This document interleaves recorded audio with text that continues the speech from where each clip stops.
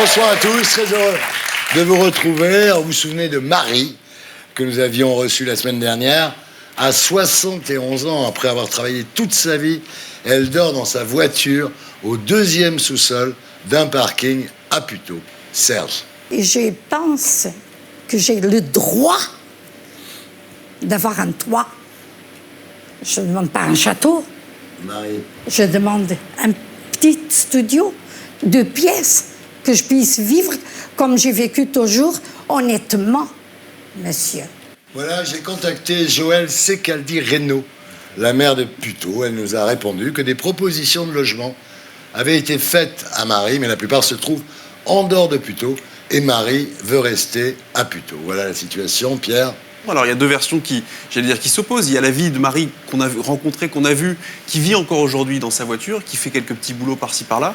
Et il y a le point de vue de la mairie, qui, elle, évidemment, défend un peu sa position, qui explique qu'elle a fait déjà plusieurs propositions de logement.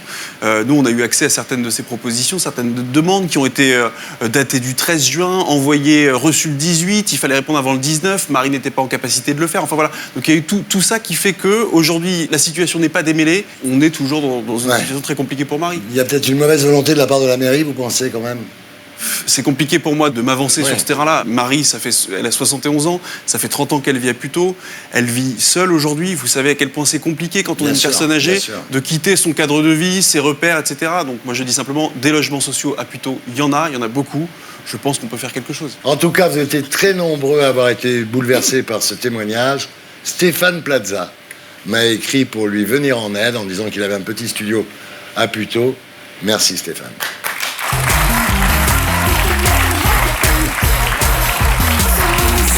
Et maintenant, plus prestigieux que les Oscars, plus méchant que les Gérards, plus drôle que les Césars, c'est le prix Goldnadel du bisounours de la semaine.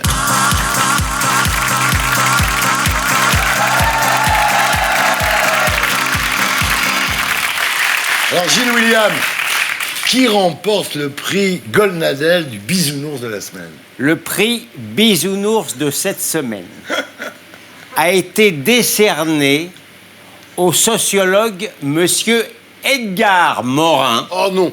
Si. Bon, d'accord. Cesse s'il te plaît ton copinage. Non, je l'adore. Oui, d'accord.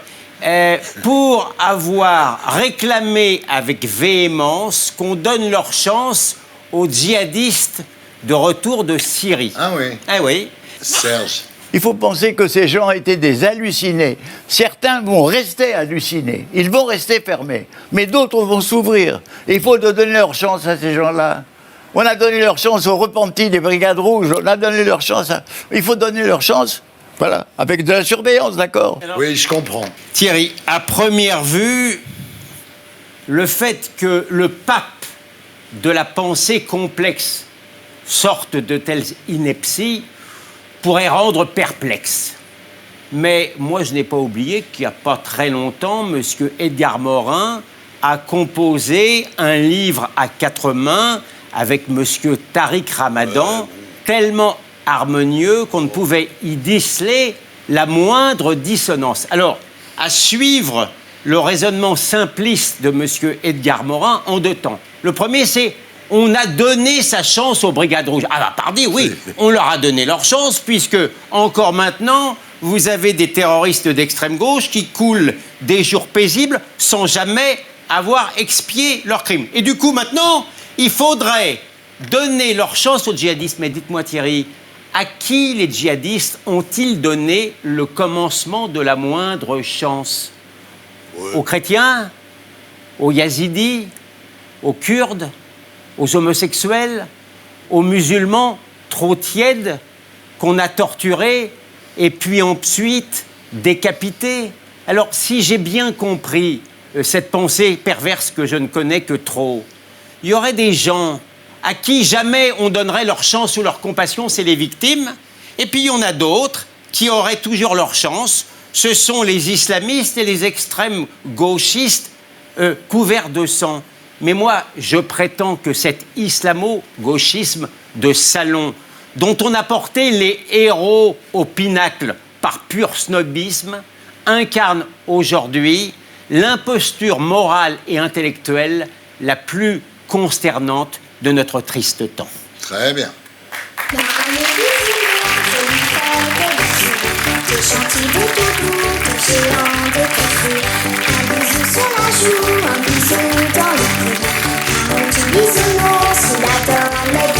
Et maintenant, j'accueille le député Rassemblement National de la 2e circonscription des Pyrénées-Orientales, Louis Alliot.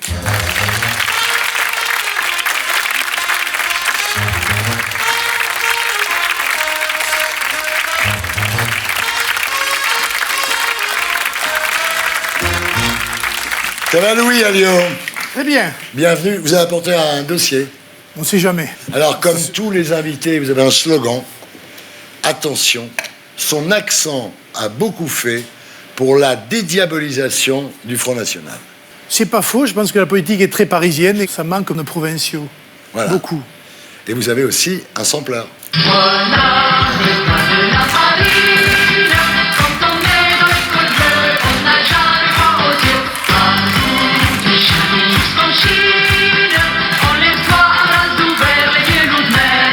Et Louis Alliot, qui êtes-vous vraiment? Un rappel de votre engagement, Serge.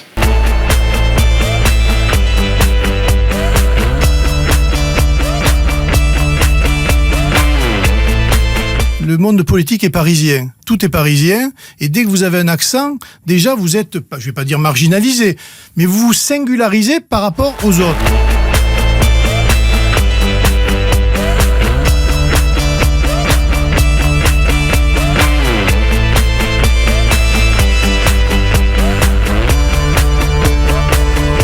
J'ai toujours considéré que c'était un sectaire, avec qui on ne peut pas discuter et qui, parce qu'il sort d'une grande école, a raison sur tout.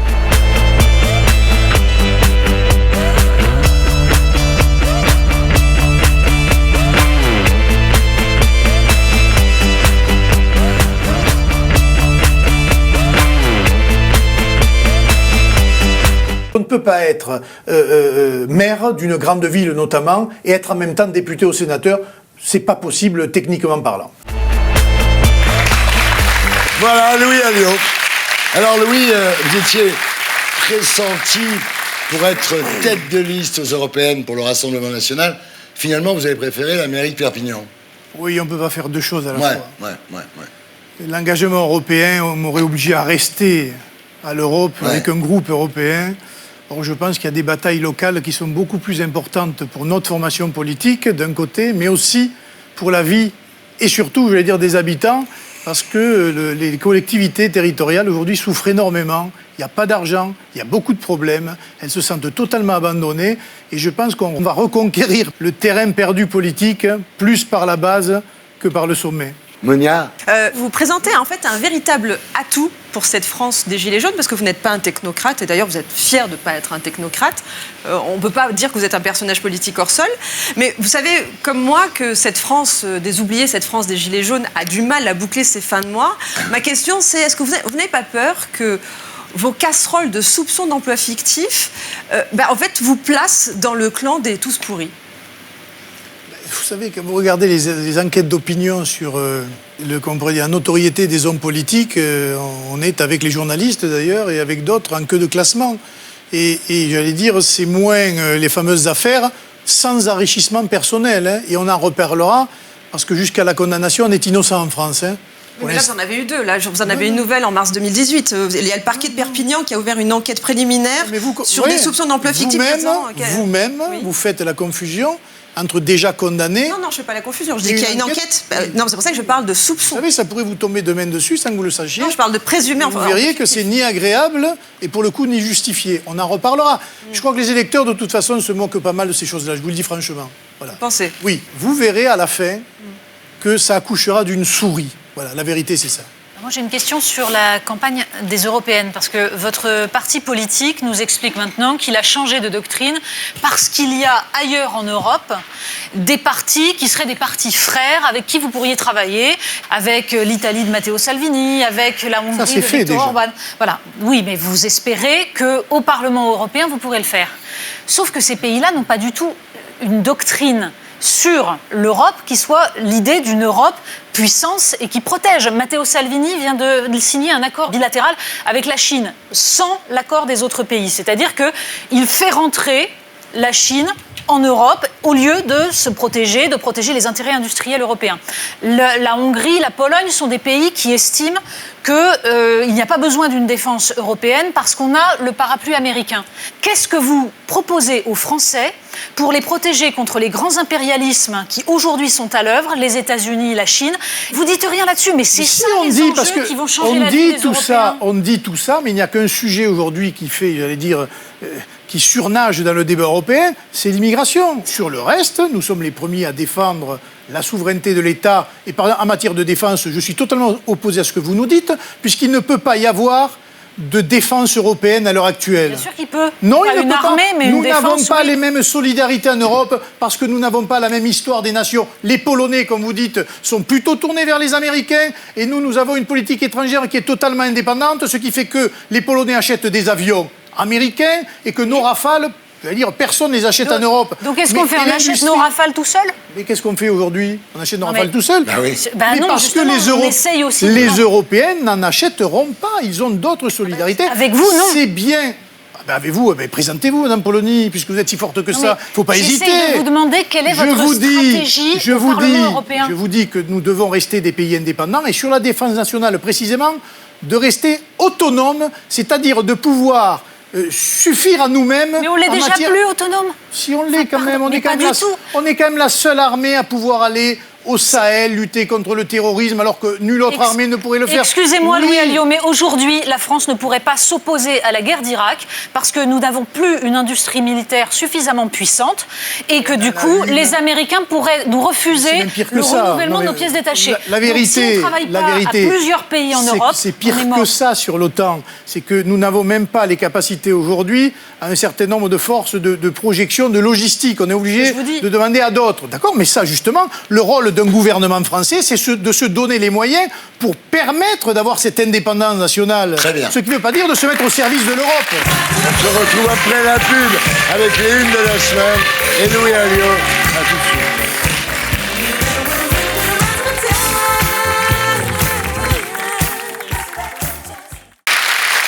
Bonsoir les terriens du dimanche. Nous sommes toujours dans le Bifort des terriens du dimanche en compagnie des mercenaires et du député Rassemblement National, Louis Alliot. Et maintenant, c'est l'heure des unes de la semaine.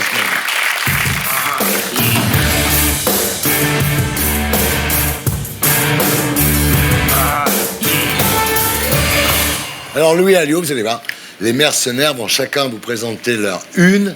Ils auront 1 minute, enfin plus ou moins d'1 minute, pour en parler. Et à la fin, c'est vous qui choisirez la une que vous préférez, comme si vous étiez devant un kiosque de journaux. Et celui qui gagnera aura la semaine prochaine 1 minute 30 au lieu d'1 minute, d'accord? On commence avec Raquel. Alors, 2 chercheuses de l'université de Nice travaillent sur un projet technologique qui permettrait de repérer et de prévenir le cyberharcèlement sur les réseaux sociaux. Voilà, la chasse aux trolls est ouverte. C'est votre une, Raquel. Vous avez 1 minute. Alors, les questions de cyberagression, cyberharcèlement nous préoccupent de plus en plus. Rien que cette semaine, par exemple, on sait que la cyberagression contre notre ami Pierre Licia a été classée sans suite. Donc, on a une difficulté politique, technique, de mains ordres à lutter contre ça. Et j'ai relevé qu'effectivement, une équipe de chercheurs à Sophia Antipolis à Nice, grâce à l'intelligence artificielle, était en train de proposer un mécanisme qui permettrait de repérer le harcèlement en ligne, voire pour le prévenir. Voilà, on a déjà aujourd'hui certaines applications qui existent, une sorte de garde du corps d'applications, mais on n'en est pas encore au filtre total. Et d'ailleurs, faut-il un filtre total? Ça pose un certain nombre de questions, notamment de liberté d'expression. Et je vous propose de recevoir notre ancien chroniqueur, notre ami Jérémy, alias Jérém Star, qui sort justement un livre sur la question du cyberharcèlement. Et voilà, j'accueille Jérém Star.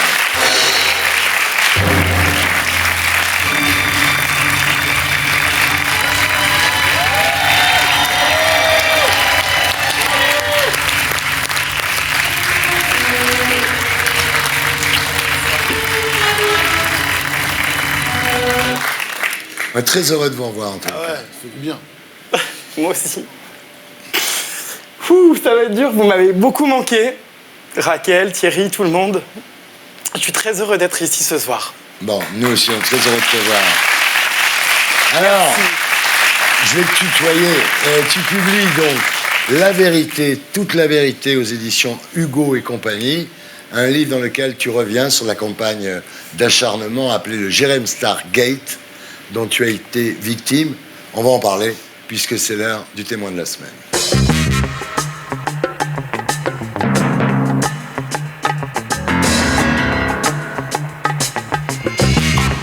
Mon cher Jérém, je te présente aux téléspectateurs qui ne te connaissent peut-être pas tous. Tu es devenu connu parce que tu as des millions et des millions de followers, donc des abonnés, des gens qui te suivent sur les différentes plateformes qui existent, Snapchat, Twitter, Instagram désormais. Historiquement, tu allais chercher les nanas et les mecs de la télé-réalité, tu les interviewais dans ta baignoire, c'est comme ça que tu es devenu connu. Alors aujourd'hui, tu es là à nouveau, tu as été chroniqueur dans cette émission à sa fondation. D'ailleurs, tu étais super. C'est vrai. Et je dois dire que ce livre te fait maintenant passer à une étape supplémentaire. Ouais. On va en parler, parce que tu refais le point sur l'histoire de cyberagression dont tu as été victime. Parce qu'on t'a accusé d'avoir participé à un réseau de pédophilie. Alors oui, tout a été dit, et que des conneries d'ailleurs. Le Jérém Stargate, en fait, est un mot monstre, une invention marketing qui a servi, ma foi, à écouler du papier et à écouler du clic, hein, puisqu'en fait, on m'a accusé sur Twitter d'être complice des agissements d'une connaissance à moi. C'est quand même très différent. C'est parti dans du grand n'importe quoi. La presse traditionnelle, les médias s'en sont emparés, sauf qu'en fait, il n'y a jamais eu d'affaire. C'était juste un raz-de-marée de réseaux sociaux et une campagne de dénigrement et de cyberharcèlement. Donc tu n'as jamais été convoqué par la police, en fait. Ça fait maintenant 15 mois que, avec mon avocate, on envoie des courriers au procureur et que la justice n'a jamais semblé bon de m'entendre, pas même en tant que témoin. Ouais. Parce que des victimes, quand même, c'est ce que tu racontes dans le livre, donc La Vérité, toute la vérité, certains jeunes, notamment, avaient accusé nommément des personnages qui étaet des personnages de tes stories. Hein, oui, de mon entourage. De ton entourage, c'était des gens quand même que tu connaissais, que tu fréquentais, certains Cardona, oui. Babybel. Qu'est-ce qu'il en est alors ? Ben, il en est rien, il en est que moi, j'ai fait des actions en justice et que mes cyberagresseurs aujourd'hui sont tous mis en examen. Est-ce que Babybel, enfin Cardona, est-ce que lui, il a été poursuivi ? Non, il a été entendu par la brigade criminelle, mais non. Mais en même temps, il a jamais violé personne. Enfin, ouais. Comme je l'ai expliqué et comme j'aimerais le dire à la justice, quand j'étais à ces fameuses soirées où on m'accusait de faire des partouzes, gros lol, hein, parce que quand on me connaît un minimum, on sait que j'ai encore du mal 2 ans après à me déshabiller devant mon mec. Bon, bref, en fait, quand j'étais à ces soirées-là, on se faisait chier, quoi. On bouffait du poulet à 4h du mat sur la terrasse et on regardait le Roi Lion sur grand écran. Donc non, je n'ai jamais rien vu. Rien vu. Ce sont des interprétations, des mensonges, des calomnies qui ont quand même été jusqu'en couverture de Libération, enfin en une de Libération, pardon. Je ne sais pas si on se rend compte quand même de la gravité des choses. Pour qu'il y ait, on va dire, une meute numérique qui se balance contre une personne, il a fallu plusieurs ingrédients. D'abord des accusateurs, mais aussi des médias mainstream qui, eux, on va dire par un effet de... J'ose pas le terme. Putacliquisme, on va appeler ça comme évidemment. Ça. Hein, se sont finalement payés sur ta tête. C'est ça. On a utilisé le nom Jérém Star parce que parler de Pascal Cardona ou de Babybel, ça ne parlait pas à grand monde. Donc du coup, mon nom, voilà, effectivement, a servi d'accroche. Mais c'est ignoble, en fait. C'est ignoble de voir des couvertures comme ça avec les pires accusations alors qu'il n'y a absolument jamais rien eu. C'est un tissu de mensonges du début à la fin. On en vient à un point où quand même j'ai été jeté en pâture comme ça, où j'ai été viré de partout. Hein. Mes marques m'ont lâché, j'ai perdu mon poste ici. Pourquoi en fait ? Eh ben pour rien du tout. William. Il faut dire 2 choses. D'abord, tous ces détracteurs se sont rétractés. C'est détraqué. Voilà, premièrement. Deuxièmement, le drame qui est arrivé à Jérém, c'est malheureusement la juxtaposition de 2 choses extrêmement modernes. Je ne cesse de dénoncer ici la paralysie de la justice. Son avocate réclame depuis 1 an et 3 mois qu'il soit entendu. Rien du tout.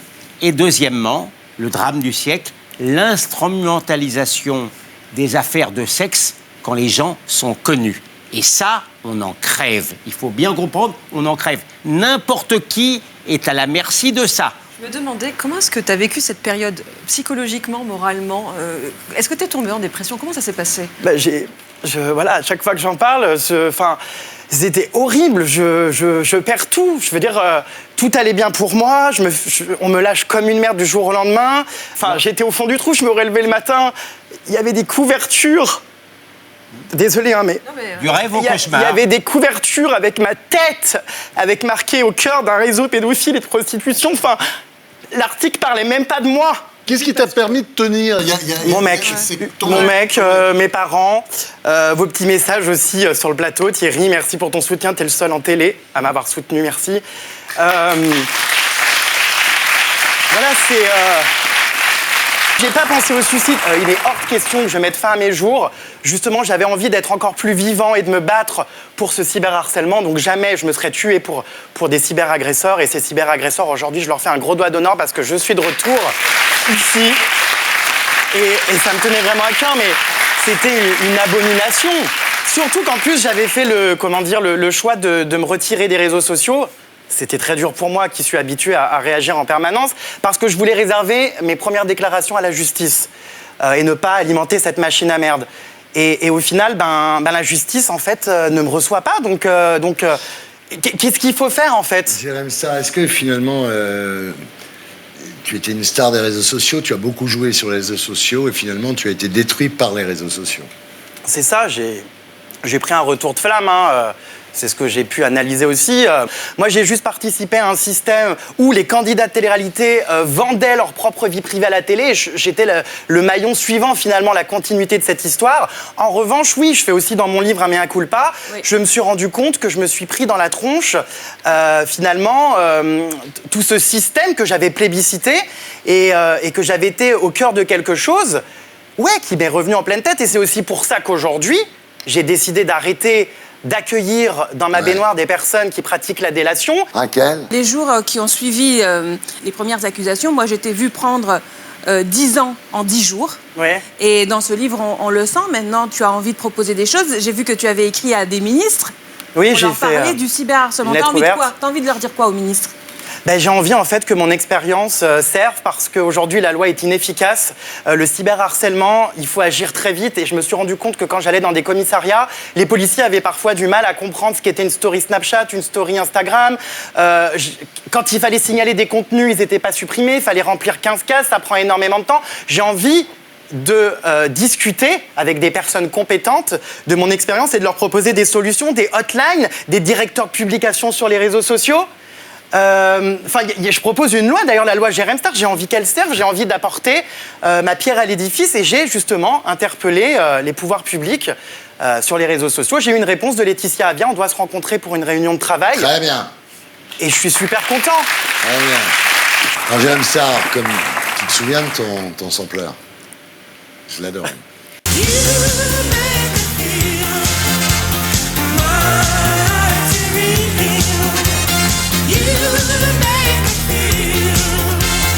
Jérém Starr, vous restez avec nous, on continue avec Franz-Olivier Gisbert. Alors, Julia, une personne transgenre, a été agressée dimanche dernier, place de la République, en marge d'une manifestation d'opposants à Abdelaziz Bouteflika. Serge.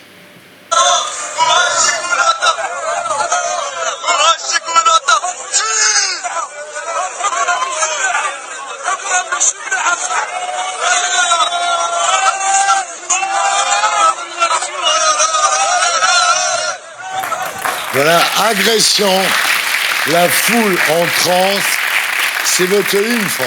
Oui, c'est insupportable. Alors, permettez, là, pour une fois, je vais lire. Parce que j'ai écrit un truc parce que 47 j'étais secondes. trop ému. Allez. Top chrono. Dimanche dernier, donc, Julia, la femme transgenre, a été agressée par une meute d'hommes habillés aux couleurs de l'Algérie qui manifestaient contre Bouteflika. Il y a pas longtemps, le philosophe Alain Finkielkraut, a été pris à partie en plein Paris par un abruti salafiste et son comparse. En 1995, Brahim Bouharam a été tué sur les quais de Paris par un skinhead. Alors, qu'est-ce que c'est que ce pays où l'on peut s'en prendre à vous, à tout moment, sur un délit de sale gueule? Nous sommes tous des juifs aujourd'hui, tous des juifs cathos, musulmans et transgenres. Voilà, je me dirais que Julia, Alain, Brahim, même combat. Et je dis aussi qu'attend la justice pour mettre les salafistes et tous les autres cons hors d'état de nuire. Bravo. Alors, Louis Alliot. Ce qu'on voit là, si on ne fait rien, hein, je pense que demain, ce sera encore pire et que malheureusement, ça se terminera mal. Voilà, moi, je suis très pessimiste sur l'avenir. Non, mais le fond du problème, c'est que la justice française n'inspire pas la moindre crainte. Ne fait pas son travail. Ah oui, ça, c'est sûr. Il n'y a pas de sanction, il n'y a pas de punition. Tant qu'on sera dans cette situation-là, on aura des agressions de trans, d'arabes, de juifs tous les jours. Aucun doute là-dessus. On passe à Natacha Polony. À 61 ans, une Américaine a accouché de sa petite fille. Elle est devenue mère porteuse pour son fils et son compagnon. Allô, mamie, ici, bébé. Natacha, c'est votre une, vous avez 1 minute. Alors, elle s'appelle Cécile, Ouais. et en effet, elle vient d'accoucher à 61 ans de la fille de son propre fils. Je vous explique. Alors, il y a Matthew, qui est homosexuel, qui s'est marié avec Elliot. Ils veulent avoir un enfant, et la mère de Matthew dit « Si vous avez besoin, moi, je veux bien porter l'enfant ». Et du coup, il décide aussi de prendre comme ovocyte, parce qu'il faut un ovocyte en plus du sperme de Matthew, l'ovocyte de la sœur d'Elliot. Comme ça, Elliot aussi aura un lien biologique avec la petite. Donc, ça devient très compliqué. Simplement, le problème, c'est que ça nous gêne tous, cette histoire, parce qu'il y a derrière des fantasmes, des liens qui sont très très bizarres. Mais le problème, c'est que la GPA, en fait, c'est une logique qui consiste à dire... Et c'est pas que la GPA, c'est une logique de nos sociétés. Le désir des individus est servi par la science. Il n'y a pas de limite, on peut aller jusqu'au bout du moment que c'est faisable. C'est quelque chose qui est en train de remettre en cause notre conception, tout simplement, de notre humanité. Voilà, alors, il n'y a pas à dire, Natacha. Chaque fois, nous avons un chronomètre dans la tête ou quoi? C'est pas ça, c'est que je regarde le chronomètre. Regarde le Elle chronomètre. n'a pas le droit, en principe. Vous en pensez quoi, Louis, cette histoire? Tiens, ce qu'elle dit, c'est-à-dire du moment que c'est faisable, on le fait, quoi. Et c'est vrai que là, c'est un exemple qui a choqué beaucoup de monde, y compris des gens qui sont plutôt progressistes, etc. ouais. Eh bien, se posent vraiment des questions sur la société qu'on va laisser. Surtout là pour la fête des mères, le collier de pâtes, tu le donnes à qui là? Alors, Gilles William. Sibeth Ndiaye, l'ancienne conseillère presse d'Emmanuel Macron, vient d'être nommée porte-parole du gouvernement. Cet événement vous a inspiré votre une, Gilles William. Élysée, la meuf et spé. Vous avez 1 minute 10. Non, mais tout est spécial dans la nomination de cette dame. D'abord, c'est une dame, au moment où Madame Veil meurt, elle dit « la meuf est morte ». Ouais. C'est spécial, d'autant plus que c'est pas le parler de la banlieue, ça c'est parce qu'elle parle à un journaliste, ça se veut un peu modeux médiatique. Ensuite, la même dame explique qu'elle assume parfaitement le droit de mentir pour protéger son président. Cette franchise cynique, c'est spécial. Et le plus spécial de tout, c'est que vous avez un pouvoir qui a la ramasse en matière de crédibilité ça, c'est vrai. et qui décide de nommer comme porte-parole gouvernementale une menteuse revendiquée. Alors ça, c'est une première mondiale et c'est très très spécial. Ouais. Eh ben, Oh putain. alors, vous avez du temps. Oh là là. Attends, il a du temps pour la semaine prochaine. Hein. Ah, je vais me goinfrer la semaine prochaine. Voilà, alors Louis Alliot, si vous étiez devant un kiosque à journaux, quel magazine achèteriez-vous? J'aurais pris le harcèlement. Ouais. Voilà. Je me suis déplacé dans une école de ma circonscription, précisément, et le thème de l'école primaire, c'était sur le harcèlement, parce que les enfants sont sensibilisés à cela, et même dans des écoles, aujourd'hui, vous avez du harcèlement. Alors, c'est pas de ce niveau-là et médiatique, mais Ouais. chez les enfants, le harcèlement, y compris par des réseaux sociaux, très jeunes, ce qui m'a surpris, il y a des enfants très jeunes qui sont déjà sur les réseaux sociaux, peut conduire au suicide. Et c'est une question qui est très angoissante et pour les parents et très inquiétante aussi. Et donc, je pense que j'aurais pris le harcèlement. Donc c'est la une de Raquel. Oui. Toi, il n'est pas sectaire, hein, quand même. Non, Oui, il y a un truc quand même. Hein. Non, Il y a peut-être un petit truc entre vous quand même. Il y a des passerelles, non? Oui, Regardez-vous comme vous gloussez là, regardez-vous. Un couple se forme. Hein. Écoutez, c'est un bon sujet et je suis contente qu'on ait reçu Jérém pour en parler parce que c'était quand même ça l'important. Vous avez quand même quelques petits points communs. Jérémy, merci d'avoir été avec nous. Tu nous dis si on peut faire quelque chose pour toi. J'ai pas pu te garder sur la chaîne, malheureusement. Si je peux faire quelque chose pour toi, je suis là, voilà. C'est gentil. Voilà, c'était les unes de la semaine. Rendez-vous après la pub avec Louis Alliot dans Les Terriens du Dimanche, l'émission qui vous permet de vous faire votre opinion. À tout de suite.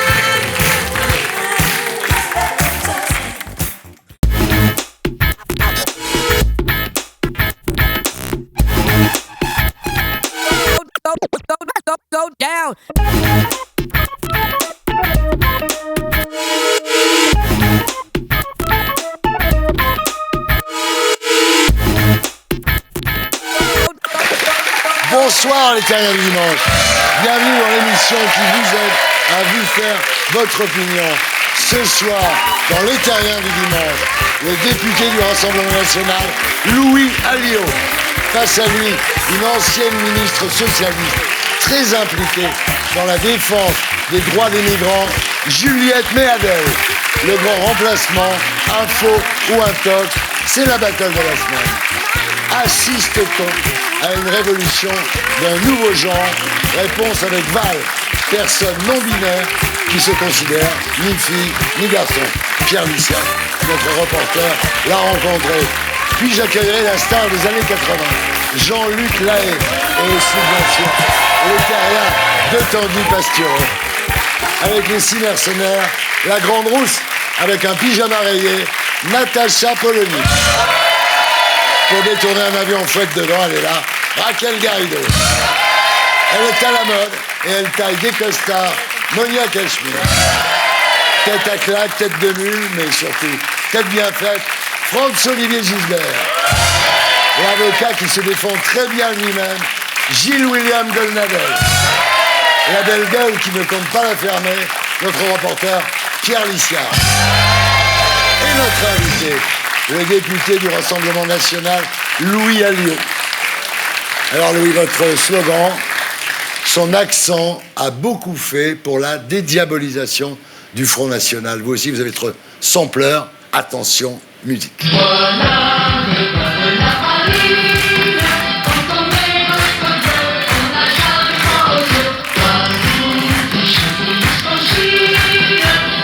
J'adore. Et maintenant, c'est l'heure de la battle de la semaine.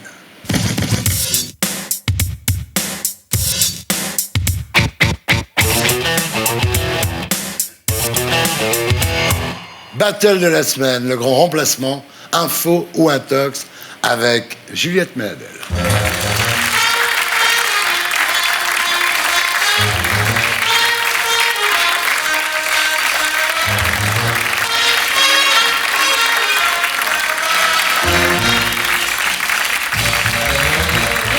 Juliette Méadel, bonsoir. Vous avez été secrétaire d'État chargée de l'aide aux victimes et porte-parole du Parti socialiste. Vous êtes prof à Sciences Po et vous avez fondé l'association L'Avenir n'attend pas, qui a pour but d'attirer l'attention des pouvoirs politiques sur les réformes à mener pour la jeunesse et sur l'immigration. Bienvenue parmi nous. Pour poser les enjeux, l'édito de Blacko, Serge.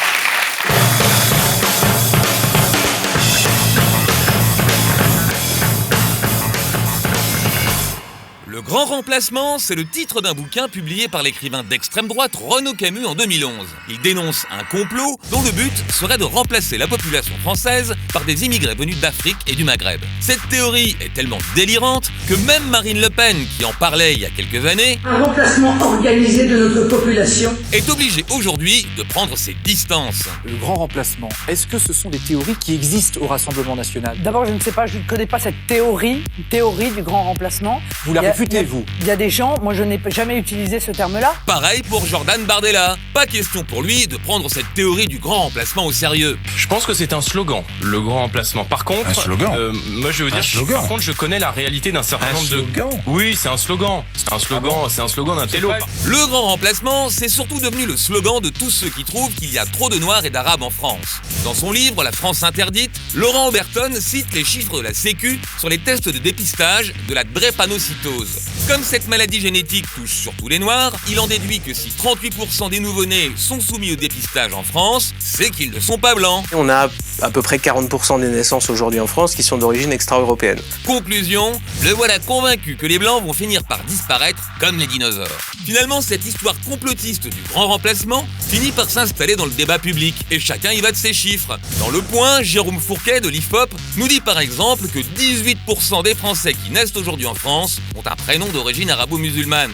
Rappelons simplement qu'avoir un prénom d'origine étrangère n'empêche pas d'être français, et même un bon français. La preuve, parmi les 10 personnalités préférées en France, il y a Omar, Kylian, Zinedine et Saïd, qui est le prénom du rappeur Soprano. Si c'est ça le grand remplacement, il n'y a pas de quoi avoir peur. Ce qui devrait nous inquiéter, c'est plutôt que cette théorie inspire des crimes racistes. En effet, le grand remplacement, c'est le titre du manifeste publié par le terroriste de Christchurch pour revendiquer l'assassinat de 50 personnes dans une mosquée. Le grand remplacement n'est donc pas seulement une théorie fausse, c'est surtout une théorie dangereuse. Voilà, c'était l'édito de Blacko, mise en image de Julien Groff. Alors, le grand remplacement, est-ce que c'est un délire complotiste ou un constat démographique? On commence avec vous. D'abord, bravo Blacko, parce que franchement, je suis totalement d'accord avec ce qu'il dit. Bon, si on regarde juste un tout petit peu l'origine de cette histoire de grand remplacement, en fait, ça démarre au 19e siècle. Et ça démarre d'abord contre les Noirs. Et puis, c'est une théorie qui est remise en musique par les nazis, qui l'utilisent contre les Juifs. Et puis, en effet, Renaud Camus, juste après l'attentat du 11 septembre à New York, enlève les attaques contre les Juifs et il met les musulmans à la place. Donc, ça tourne, ça circule. Si on regarde un peu les chiffres, il y a, vous savez, je ne vais pas en donner beaucoup, je vais juste en donner un sur la France. Entre 70 et 2000, l'immigration stagne en France. Entre 2000 et aujourd'hui, en 2000, l'immigration, c'est 7,3% de la population. Et aujourd'hui, ça a un peu monté, c'est vrai, c'est 8,9%. Est-ce que c'est un grand remplacement? Non. C'est la propagande du Parti socialiste. Ah non, mais alors attendez, je vous arrête tout de suite. Laissez-moi parler parce que moi, je ne vous ai pas coupé. Pardon, juste une chose. Je ne suis dans aucun parti politique. J'ai quitté le Parti socialiste il y a un an. Je suis dans le secteur associatif. Au gouvernement de M. Philippe, vous avez été au gouvernement de M. Hollande. Enfin, je veux dire, il ne faut pas avoir honte. Ah non, mais ça, j'en suis fière. Il ne faut pas avoir honte de ce que vous êtes. Non, votre édito était quand même très orienté.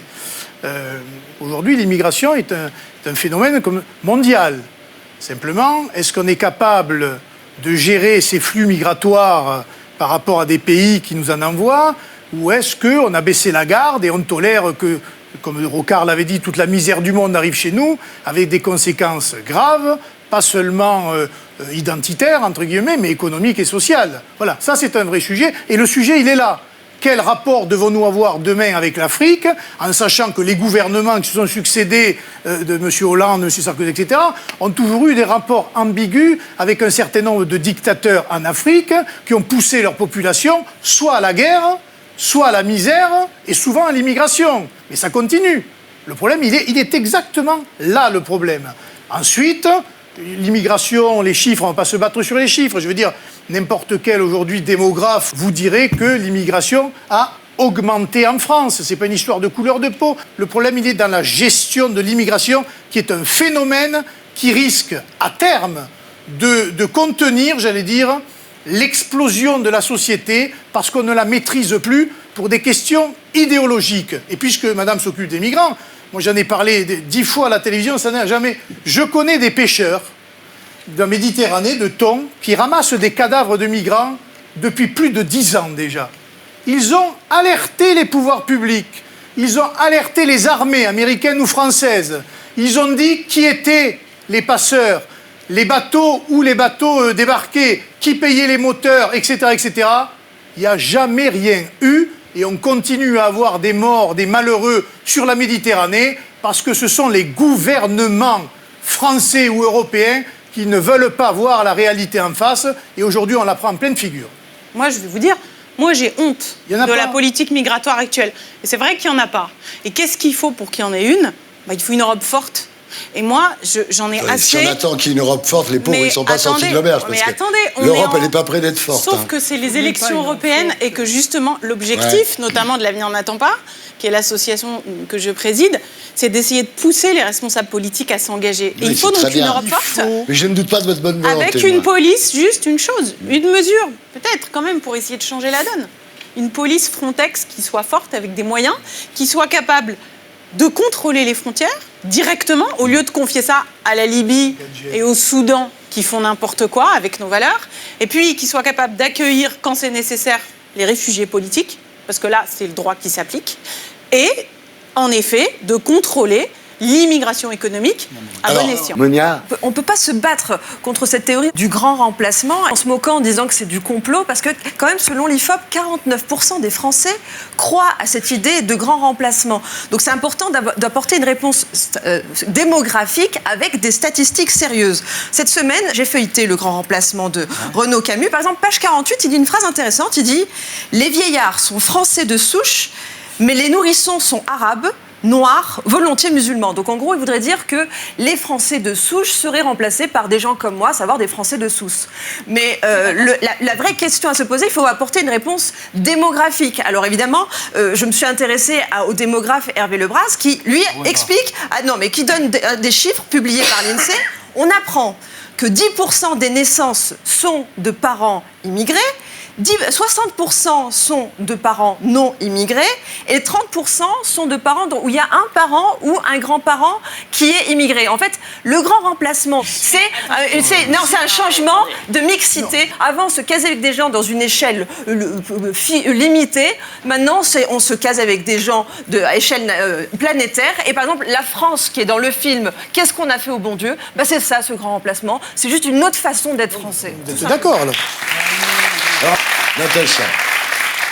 Je pense que dans la théorie de Renaud Camus, il y a un non-dit qui est présent de toute façon sur tout ce plateau. C'est la question de savoir si on est en train de parler de grand remplacement par des immigrés ou de grand remplacement par des gens de couleur qui viendraient remplacer les blancs. Parce qu'en fait, dans la tête de ceux qui croient qu'il y a un grand remplacement, la question n'est pas français ou pas français. La question, c'est blanc ou de couleur. C'est ça le problème. Parce que des immigrés, il y en a eu des vagues d'immigrés. Il y a eu les Portugais, il y a eu les Italiens, il y a eu les Polonais. Mais ils étaient blancs, ça ne se voyait pas. Quand on essaye de rassurer les gens en leur disant « mais le nombre d'immigrés chaque année est stable », mais ça, ils s'en foutent. Puisqu'ils considèrent que d'abord, ça s'accumule, c'est cumulatif, c'est chaque année 200 000 personnes, et qu'ensuite, le problème pour eux, c'est que ces immigrés vont s'installer, vont faire des enfants, et que donc la population blanche sera remplacée par des gens de couleur. Ils seront français, mais ce seront des gens de couleur, c'est ça qui les dérange. Donc, il ne faut pas prendre le problème de cette façon-là, il faut prendre le problème en parlant de l'intégration. C'est-à-dire, comment on fait pour faire des Français ? C'est-à-dire des gens qui vont partager des valeurs, des mœurs. Aujourd'hui, nous sommes dans une époque qui est une époque où chacun est incité à vivre selon ses propres mœurs en ne s'intégrant pas à une société. C'est pas seulement vrai pour les immigrés, c'est vrai pour n'importe quel individu. Donc forcément, pour des gens qui viennent d'ailleurs, ça se voit plus. Donc encore une fois, le problème, c'est pas de dire aux gens « attention, on va être remplacé, attention, il y aura plus de Français ». La question, c'est comment on fait pour qu'à chaque génération, il y ait une mémoire du pays, une mémoire de ce qu'est être français. C'est pas que ça. Il n'y a pas que ça. Mais ce sont aussi des problèmes territoriaux. C'est évident que ceux qui ont vécu il y a 70 ans en Seine-Saint-Denis, évidemment, quand ils regardent aujourd'hui la Seine-Saint-Denis, ils ne voient pas la même population qui y vit, qu'on le veuille ou non. C'est un constat. Maintenant, moi je suis les pas. Les Juifs, ils ont été chassés déjà. Moi je suis. Pardon de le dire, mais là le remplacement en Seine-Saint-Denis. Moi je ne suis pas. Il a eu lieu là. Il y a des Juifs en Clairement. Seine-Saint-Denis. Arrête un peu ton cinéma. Fais-moi plaisir. Oui. On trouve encore 3 Juifs. Non, pas 3 Juifs. Qui rasent les murs. Comment tu peux nier? Va à la synagogue des Lilas. Prenez à votre compte le grand. Va à Non mais attendez, c'est grave ça. Vous êtes en train de me dire tranquillement. Non, vous me parlez pas sur ce ton. Mais je vous parle comme je veux. Vous êtes en train de me dire avec un grand sourire que lorsque je dis que les Juifs ont été chassés de Seine-Saint-Denis, oui, c'est le grand remplacement. Je dis non mais que quelle honte. Je ne débat même pas de ce sujet-là. Moi, je vous parlais de ça. Je débat du concept. On est en train de parler d'un concept que je trouve extrêmement choquant. On est en train tous ici de parler du grand remplacement, alors même que nous savons tous... C'est un pays de liberté où on peut parler, donc, quand même. si on est un pays de liberté, donc je vais essayer d'aller jusqu'au bout. Mais c'est votre angélisme qui a fait cette situation-là. Vous voyez, dans un pays de liberté, on essaye de s'écouter. Et donc, on est en train de parler d'un concept dont on a tous ici vu, et on partage tous le constat que c'est un concept fumeux.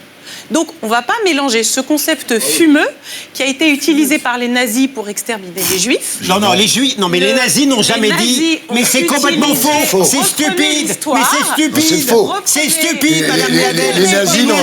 Ça, je ne sais pas d'où... Les nazis n'ont jamais dit que les juifs allaient remplacer les Allemands. Arrêtez un peu. Vous dites n'importe quoi. Vous dites absolument n'importe quoi. Si je me fais insulter, je quitte le plateau. Non, mais c'est pas... On a encore le droit de dire que vous dites n'importe quoi. Surtout sur cette question-là. Excusez-moi, continuez.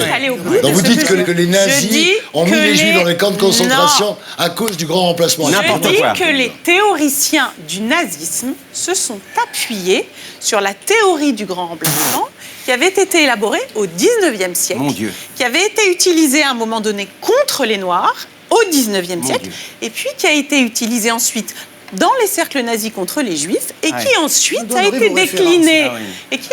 été décliné en 2011 par Renaud Camus à l'endroit des musulmans. Donc je fais simplement un petit historique d'un concept qui est complètement faux. Qui aujourd'hui est un concept qui à mes yeux est un concept fumeux. Et j'aimerais bien qu'on parle du vrai sujet qui intéresse les Français, en effet, et qui n'a pas encore été abordé de façon opérationnelle, c'est comment on fait aujourd'hui pour répondre à la problématique de l'intégration en France et à la problématique, précisément, de notre politique migratoire européenne, qui est aujourd'hui défaillante. C'est-à-dire que moi, elle ne me satisfait pas du point de vue des droits des réfugiés politiques et des droits de l'homme. Je la trouve choquante. Je vous renvoie aux images du petit Elan il y a 3 ans. Tout le monde est d'accord là-dessus. On est tous d'accord. Et en même temps, elle n'est pas satisfaisante car il n'y a pas de politique globale en matière d'intégration sur le plan de l'immigration économique. Tout le monde est d'accord. Mais écoutez, là, donc, sur le coup, on est tous d'accord. Ben voilà, vous voyez, quand dire que l'Europe a complètement merdé au plan de l'immigration, on est tous d'accord. Y a pas de donc vous voyez qu'on y arrive très bien sans s'insulter, monsieur Goldanel. Avant, les étrangers venaient en France et devenaient des Français sans que l'on regarde leur couleur de peau ou leur religion. Voilà. Ils vivaient comme des Français. Chez eux, ils font ce qu'ils veulent. Dans l'espace public, c'était des Français. Et ça posait des problèmes, il ne faut pas croire. Hein. L'immigration italienne, portugaise, etc. a posé des problèmes. Tout le monde dit ça s'est fait comme ça. Non, ça ne s'est pas fait comme ça. Ça s'est fait avec des efforts de ces populations. Ça s'est fait avec l'école, qui jouait son rôle, l'école républicaine, et qui était très sévère. À l'école, on parlait français, on apprenait le français. Et quand on rentrait à la maison, les familles de ces immigrés disaient à leurs enfants, on parle français, on ne leur parlait pas avec la langue du pays. On apprenait l'histoire de France. On faisait le service militaire. Ça a été une grave erreur, à mon avis, quand Chirac a enlevé le service militaire. Et puis surtout, il y a toute une génération qui participait, on aimait la France, malheureusement, on le voit bien aujourd'hui. Et j'écoutais l'autre jour un débat sur l'Algérie, je crois que c'est l'historien, comment il s'appelle l'historien Stora, qui disait, ben oui, depuis 50 ans, c'est vrai que les Algériens en France ont été biberonnés au discours de l'anti-France. Mais évidemment, c'est même pas une question de religion, c'est une question d'amour du pays dans lequel on est, et nous avons des millions de gens qui ont la haine de notre pays, qui ne s'intégreront jamais, et dont on voit les dégâts dans un certain nombre de quartiers et depuis longtemps. Et quand vous mélangez ça avec les ghettos, la misère sociale, la drogue et les trafics, eh bien vous avez le système explosif que nous subissons aujourd'hui. Alors, Raquel Garrido. La modification ethnique des populations, c'est vieux comme l'histoire de l'humanité. Hein. C'est pas des Gaulois ethniquement qu'il y a ici. Il y a eu des invasions romaines, il y a eu des Visigoths, etc. Même nous tous, tout ça, on a tous une origine étrangère. Si aujourd'hui il y avait, des grosses modifications culturelles à déplorer, on pourrait par exemple parler de toutes ces zones industrielles aux abords des villes françaises qui sont toutes exactement pareilles, avec les Buffalo Grill où on mange tous la même chose, la bouffe américaine. Regarde tous les mêmes films, les modèles américains. Là, pardonnez-moi, s'il y a une espèce de submersion culturelle de la France, elle est là. Et comme par hasard, celle-ci, elle ne choque jamais l'extrême droite parce qu'elle est focalisée. Elle est focalisée contre une partie spécifique de la population, qu'elle soit née en France ou non, qui est les Noirs et les Arabes. Lorsque nous avons débattu avec Zemmour, d'ailleurs, je me souviens très bien, il y avait eu une image qui avait été filmée dans le 18e arrondissement où il y avait beaucoup de Noirs, et il avait dit « Regardez, ce sont des musulmans ». Mais en quoi peut-on inférer qu'un noir est un musulman? Et d'ailleurs, je me souviens très bien, à l'époque, Absatoussi lui avait dit, mais précisément, ça se trouve, ils sont cathos. Oui. Donc en réalité, ce que vous avez aujourd'hui, et cette bataille n'est pas du tout purgée, et elle va matricer, je crois, la vie politique française dans les années qui viennent, c'est notre conception de la nation. Il y a deux conceptions de la nation qui s'affrontent de façon homérique. C'est une conception qui est une nation ethnique, qui est portée historiquement par l'extrême droite, et une conception qui est une nation civique, qui est la mienne. Moi, en plus, franchement, depuis tout à l'heure, vous dites Moi, je ne peux pas dire vu que je suis moi-même immigrée, je suis arrivée en France à l'âge de 14 ans. Bon. Donc, si nous n'avons pas une conception civique de la nation, ce sentiment patriotique doit être plus fort que tout. Ce qu'on n'a pas assez dit, je n'ai pas encore eu l'occasion de le dire, c'est qu'évidemment, il faut être intraitable sur la laïcité, intraitable, c'est pas la peine d'hausser les épaules, intraitable sur la question, intraitable sur la question de la République, et ayant appartenu au gouvernement de Manuel Valls, je pense que vous aurez du mal à considérer que nous avons failli sur la question de la laïcité. Ce que je veux juste dire ici, et ce qui me navre en vous entendant, monsieur Alliot notamment, mais vous aussi dans une certaine manière, complètement, c'est que nous avons je suis complètement en opposition avec ce que vous dites. Nous avons un projet très fort et nous sommes attachés, Raquel Garrido, je partage votre vision à l'idée d'une République forte et indivisible, mais j'entends quand même beaucoup, notamment quand on regarde sur quoi s'est appuyé le terroriste de Christchurch, qui était un terroriste d'extrême droite. J'entends beaucoup d'appels à la haine, et ce terroriste de Christchurch, il s'est appuyé sur... Oui, on l'a mis dans le sujet. Voilà. Et je trouve que si on continue... Et oui, c'est ça, mais si on continue... Les communistes, les 100 millions du communisme se sont appuyés sur la défense des plus pauvres. Vous savez. À élaborer des idéologies qui reposent sur la haine, ça donne de la violence. Oui, mais personne ne le fait, alors là, que ici. ma conviction, c'est que l'écrasante majorité des immigrés a envie de s'intégrer. Et ceux qui se mettent au banc de la République, évidemment qu'il faut être intraitable, mais c'est une minorité. Et nous n'aiderons pas les immigrés qui veulent s'intégrer en les renvoyant dans le même camp que ceux qui veulent faire sécession. Si je peux me permettre, on n'est pas Ce sera le dernier mot, là. On n'est pas en Nouvelle-Zélande ici. Non. On est en France. C'est inspiré de nous. On est en France. Il y avait d'autres aides en France. Nous avons eu les attentats terroristes. Et la France, je croyais que vous trouviez les interruptions comme particulièrement nocives. Vous voyez ce que ça fait en fait. C'était pour vous montrer ce que ça fait. Oh non, mais moi je dis pas que vous êtes impoli. On est en France. Ça m'arrive. Je vois que ça vous plaît. On est dans un pays où j'ai vu grandir la haine. Et cette haine, je n'en veux absolument pas aux immigrés, j'en veux aux Français.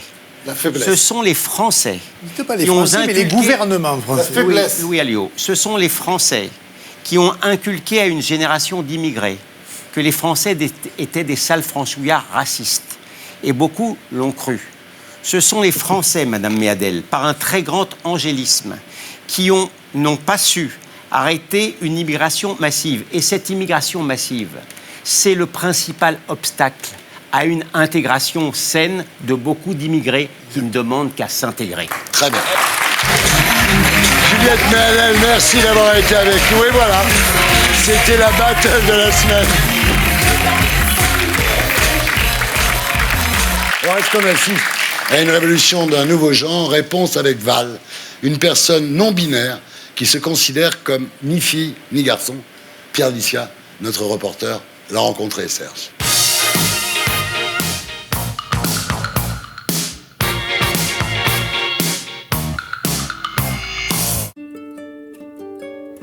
« 14% des moins de 50 ans considèrent qu'ils n'appartiennent ni au genre féminin ni au genre masculin. Je vais rencontrer Val, 20 ans, qui fait partie de ces Français-là. Salut Val. Salut Pierre. Toi, tu te définis comme non-binaire, c'est ça? Je me définis comme non-binaire, ouais. Qu'est-ce que ça veut dire?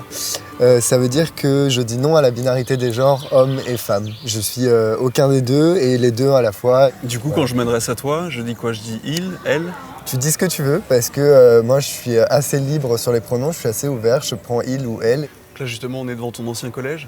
Comment ça se passait avec les autres, avec tes petits camarades? J'ai eu beaucoup de harcèlement, mais ça n'a jamais dépassé du harcèlement verbal.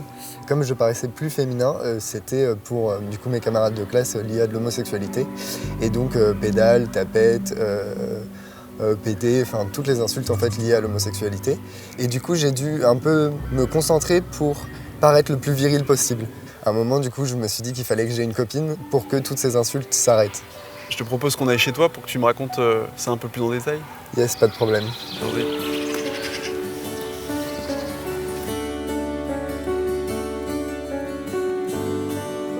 J'ai pas mal de fringues et d'accessoires, donc notamment des petites chaussures à talons comme Des ceci. petites chaussures à talons. J'ai des petits chaussons licornes. Je suis un cliché de moi-même. J'ai aussi plein de maquillage. Val, t'étais quel genre d'enfant? J'étais un enfant plutôt heureux. J'aimais beaucoup me déguiser.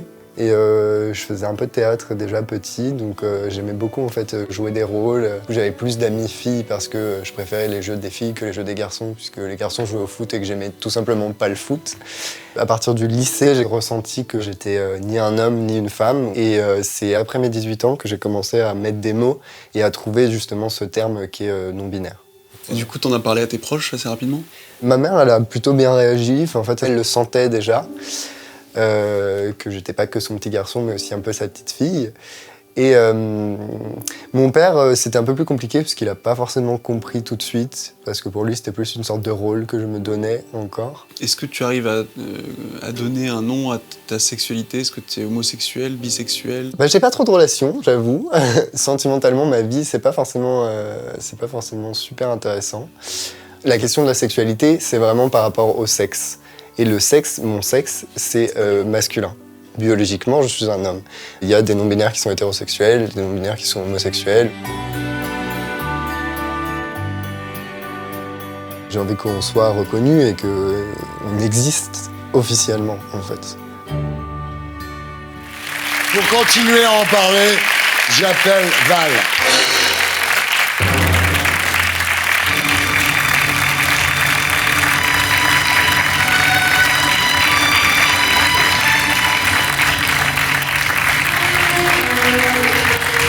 Bonsoir. Bonsoir. Merci d'être avec nous. Ça a l'air de s'être bien passé avec Pierre, non? Super, oui, c'était super. Val, tu es non-binaire, c'est-à-dire que pour toi, le genre ne peut pas se réduire à un simple appareil génital. En gros, ça n'est pas parce que tu as un pénis que tu appartiens au genre masculin, c'est ça? Exactement, c'est très joliment dit. En fait, il faut bien différencier sexe et genre, puisque le sexe, c'est ce qu'on va avoir du coup biologiquement à la naissance. Donc, il y a le sexe homme, le sexe femme. Après, il y a des personnes intersexes. Je rentrerai pas sur ce sujet-là, mais voilà. Et après, pour le genre, en fait, c'est une construction qui vient ensuite et qui du coup est beaucoup plus large que simplement un genre féminin ou un genre masculin. Et donc ça ne correspond pas forcément avec le sexe de naissance. On le voit donc avec les personnes transgenres, les personnes bigenres, les personnes non-binaires, agenres, gender fluide. En fait, c'est super large. Est-ce que votre ambition, c'est pas de devenir une femme, en fait? Non, pas du tout. Vous prenez pas d'hormones, là? Non, pas du tout. Vous en prendrez jamais? Je suis pas transgenre, j'ai pas du tout envie de devenir une femme. Parfois mon corps masculin me dérange, mais c'est mon corps et je l'accepte tel qu'il est. Et en fait, j'aime le fait que j'ai un corps qui a un aspect plutôt androgyne au niveau de ses formes et ça me fait du bien de le revendiquer, de le montrer comme un corps qui est ni masculin ni féminin, qui est juste simplement mon corps à moi. Louis, est-ce que vous êtes binaire ou non binaire? Non, je crois que c'est une question vraiment très, très intime et très personnelle, mais est-ce que vous envisagez de fonder une famille? Et le jour où vous aurez une famille, après tout, peut-être que vous n'avez pas envie, hein, est-ce que vous aimeriez reproduire votre propre personnalité? C'est aussi important de le savoir. Alors actuellement, je suis jeune, donc je ne pense pas avoir envie de fonder une famille. Enfin, pour l'instant, en tout cas, non. Mais s'il s'avère que j'ai des enfants un jour, je pense que je les éduquerai pas pour qu'ils deviennent non-binaires, puisque c'est à eux de trouver leur propre genre, mais je les éduquerai dans une éducation qui est très hors des stéréotypes. C'est-à-dire que si j'ai une petite fille, déjà, je ne l'habillerai pas que en rose et je ne lui offrirai pas que des jouets de petite fille. Et si j'ai un petit garçon, inversement. Ouais. Moi, j'ai une question pratique. Dans votre non-binarité, Quand vous allez aux toilettes publiques, vous choisissez lesquelles en fait? Alors ça, c'est une question très intéressante puisque c'est très concret et c'est simplement une question pratique. C'est s'il y a plus de monde chez les femmes, chez les hommes. S'il y a plus de monde chez les hommes, chez les femmes. C'est ce que je fais moi aussi. Moi aussi. Voilà. Merci beaucoup.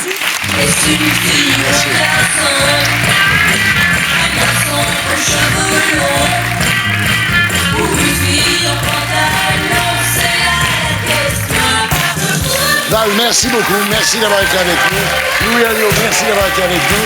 Voilà, on se retrouve après la pub avec le zapping des terriens et la star des années 80, Jean-Luc Lahaye. À tout de suite.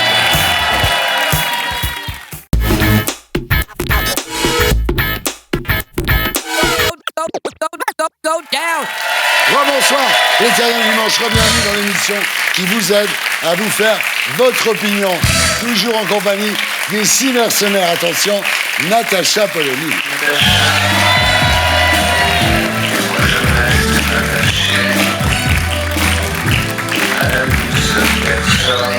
Raquel Garrido.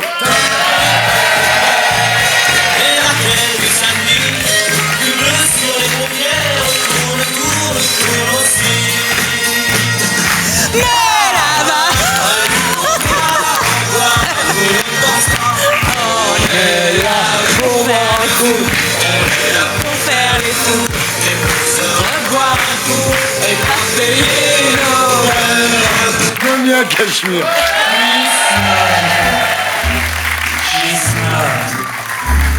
C'est vraiment le seul défaut que je gomme. Franz-Olivier Gisbert.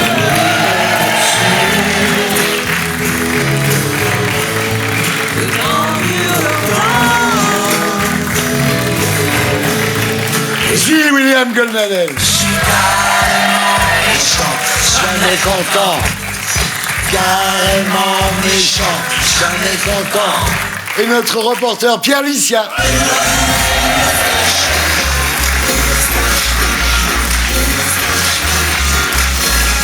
Et voilà, ils sont tous là. Et maintenant, c'est l'heure du zapping des terriens.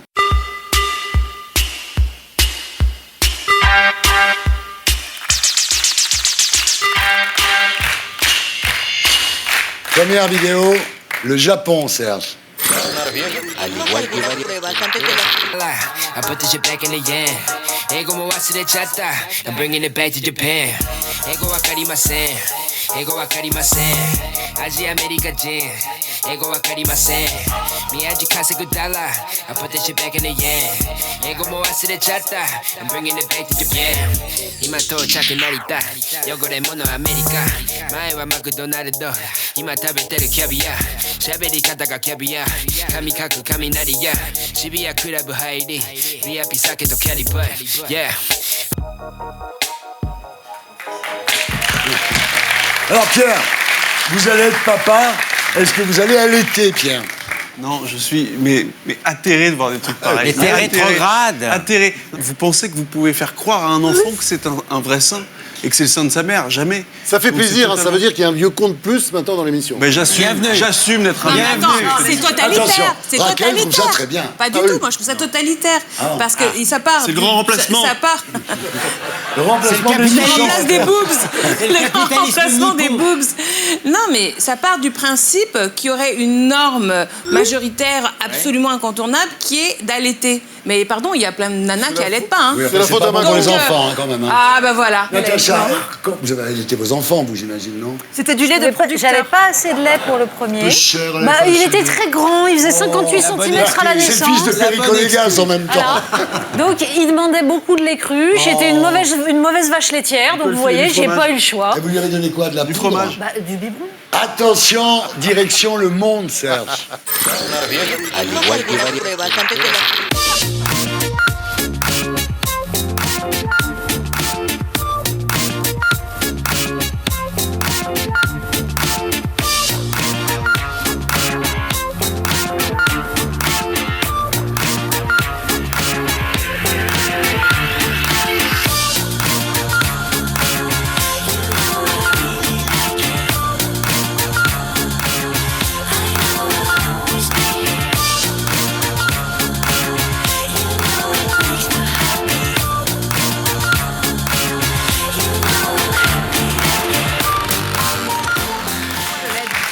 Ah ben non.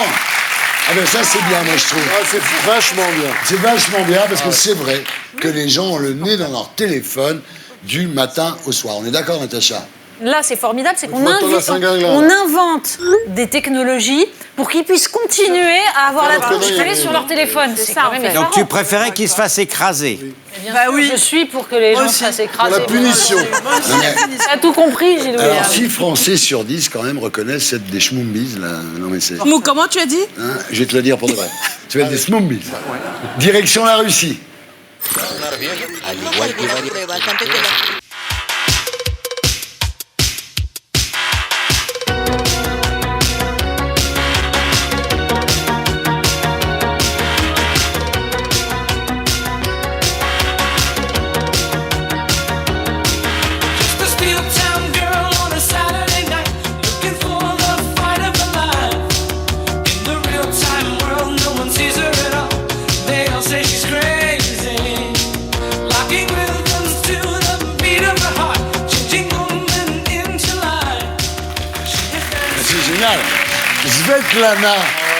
Svetlana va intégrer le Guinness des records. C'est bien, moi j'aime bien ça. Ouais. Ça nous donne de l'espoir. Voilà, c'est un peu ce que j'allais dire. Ça change de l'EHPAD. Voilà. Attention, direction le Royaume-Uni, Serge.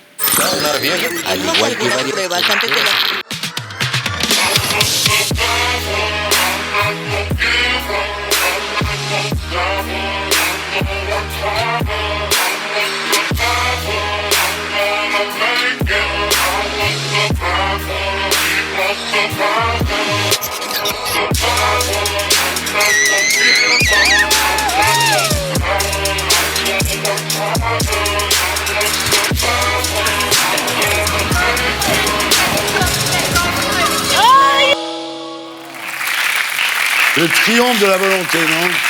Ah non, c'est que rien n'arrête l'homme. C'est-à-dire, regardez une personne comme ça, il y a 20 ans, il y a 30 ans, c'était la fin du monde. Et là, aujourd'hui, on arrive à faire des choses juste exceptionnelles. Oui, c'est vrai. Il y a une émulation de ce que tu as dit. La médecine, c'est incroyable. Parfaitement raison. Direction les États-Unis, Serge.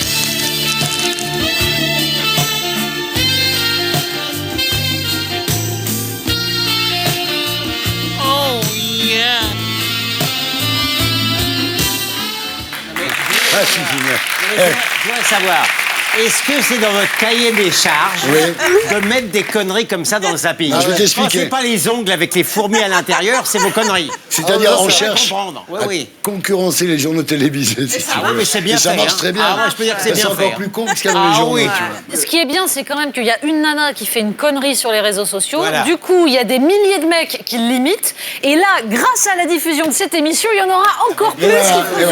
C'était mieux quand on parlait de...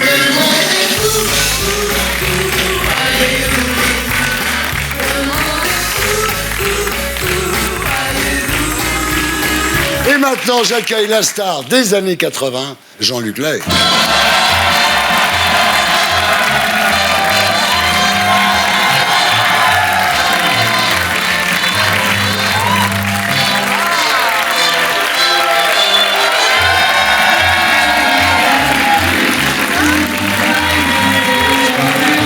Ravi de vous avoir, Jean-Luc, ravi de vous recevoir. Comme tous les invités, vous avez un slogan, de la DAS au Strass. Oui, ça pourrait être aussi la DAS, ton univers impitoyable. Et vous avez un sampleur. Il portait des culottes, des bottes de moto, un blouson de cuir noir avec un aigle sur le dos. Sa montre qui partait comme un boulet de canon, semait la terreur dans toute la région. Alors Jean-Luc, vous préparez un nouvel album et vous serez au Stade de France le 18 mai prochain avec vos potes de la tournée Star 80. On va en parler, mais avant, votre portrait par Stéphane Blakowski, Serge. 1952, Jean-Luc Lahaye naît à Paris. À 6 mois, il est placé à la DAS où il grandira entre l'orphelinat et les familles d'accueil.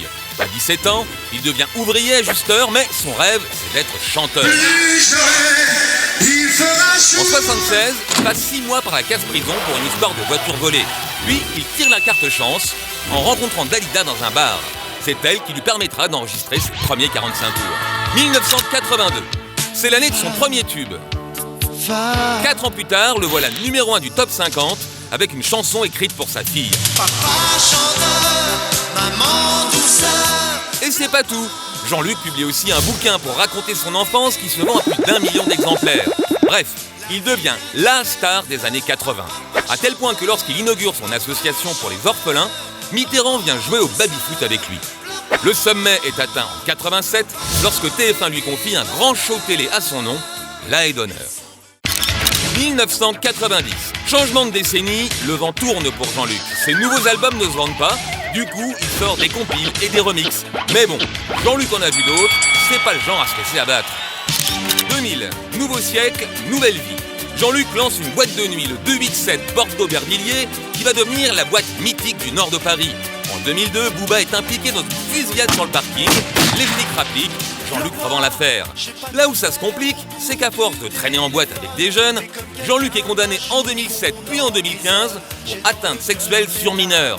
Ça ne l'empêche pas de poursuivre les tournées pour les nostalgiques des années 80 qui, eux, ont un peu vieilli.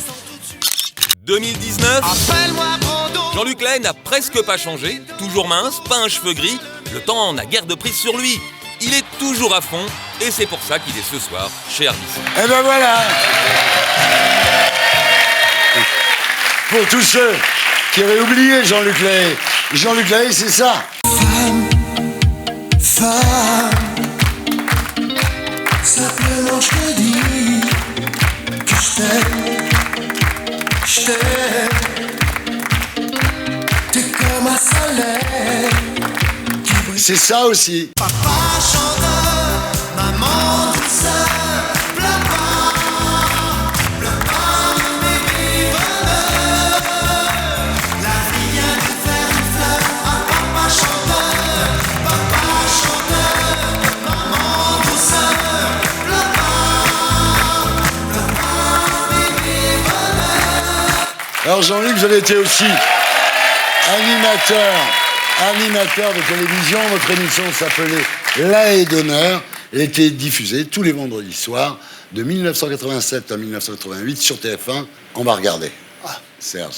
Débarquez-moi, cœur ouvert au bout des doigts, j'ai viré de bord, je me suis donné la foi qui vise le sort, et je vous emmène au-delà de ce mur entre vous et moi. Débarquez-moi. Barry White! Hey! Mr. Barry White! Welcome to here. Thank you. Where do you from come? How are you? Mr. Barry White. Thank you. It's good to be back in France. It's been a long time, but we're back. Thank you. Est-ce que tu peux le remercier? Thank you very much. Voilà, très bien. Mr. Barry You're welcome. White. Il chante l'amour, l'amour est toujours l'amour. On m'a dit qu'il défendait le problème des ghettos à New York. Est-ce vrai? He wants to know if it's true that you're working to help people in the ghettos in New York. In Los Angeles, right. À Los Angeles. Et la voilà. Alors, depuis, vous avez pris des cours d'anglais quand même. Un peu. Vous parlez mieux quand même maintenant. Ça s'améliore. En tous les cas, ce qu'il faut dire aussi, qu'on n'a pas dit, c'est que c'est Francis Bouygues lui-même qui vous avait engagé à l'époque. Sur Absolument. TF1. Ouais. Lui-même, il m'a reçu chez lui, avec mon producteur à l'époque. Il s'est adressé à mon producteur en pensant que c'était moi pendant une demi-heure. Il l'a même obligé à chanter un refrain de Papa Chanteur. Ouais. Voilà, moi je comptais les points, c'était amusant. Alors, vous préparez un album.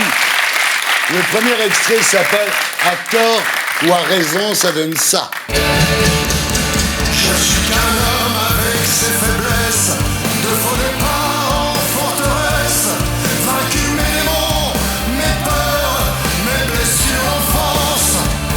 Je suis qu'un homme né de nulle part, mes désirs, ma vie, mon histoire. J'ai presque tout donné, jusqu'au dernier silence. C'est pas mal.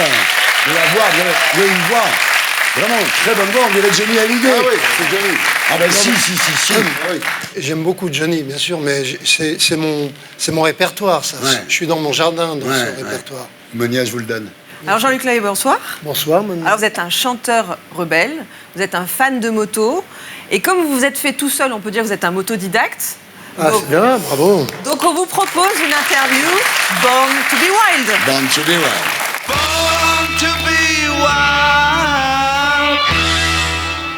Alors je vous pose une première question.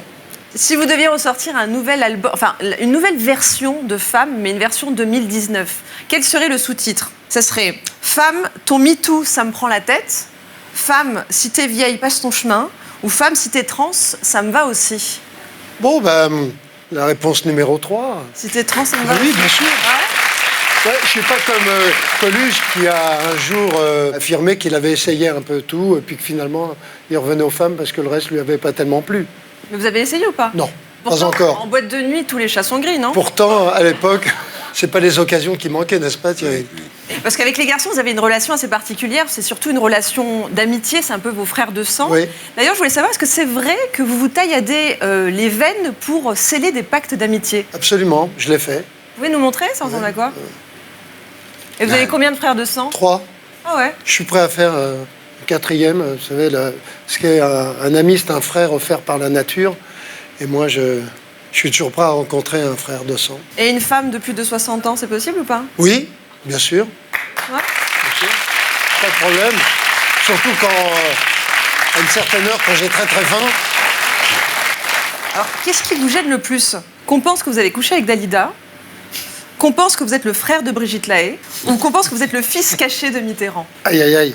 Non, alors, Dalida, j'ai vécu dans sa maison pendant 5 ans. Je la considérais vraiment comme une grande sœur et elle me considérait comme un gamin Mais qui quand avait elle envie de chantait, vous chanter. venez d'avoir 18 ans, c'était pas vous? J'avais cet âge-là.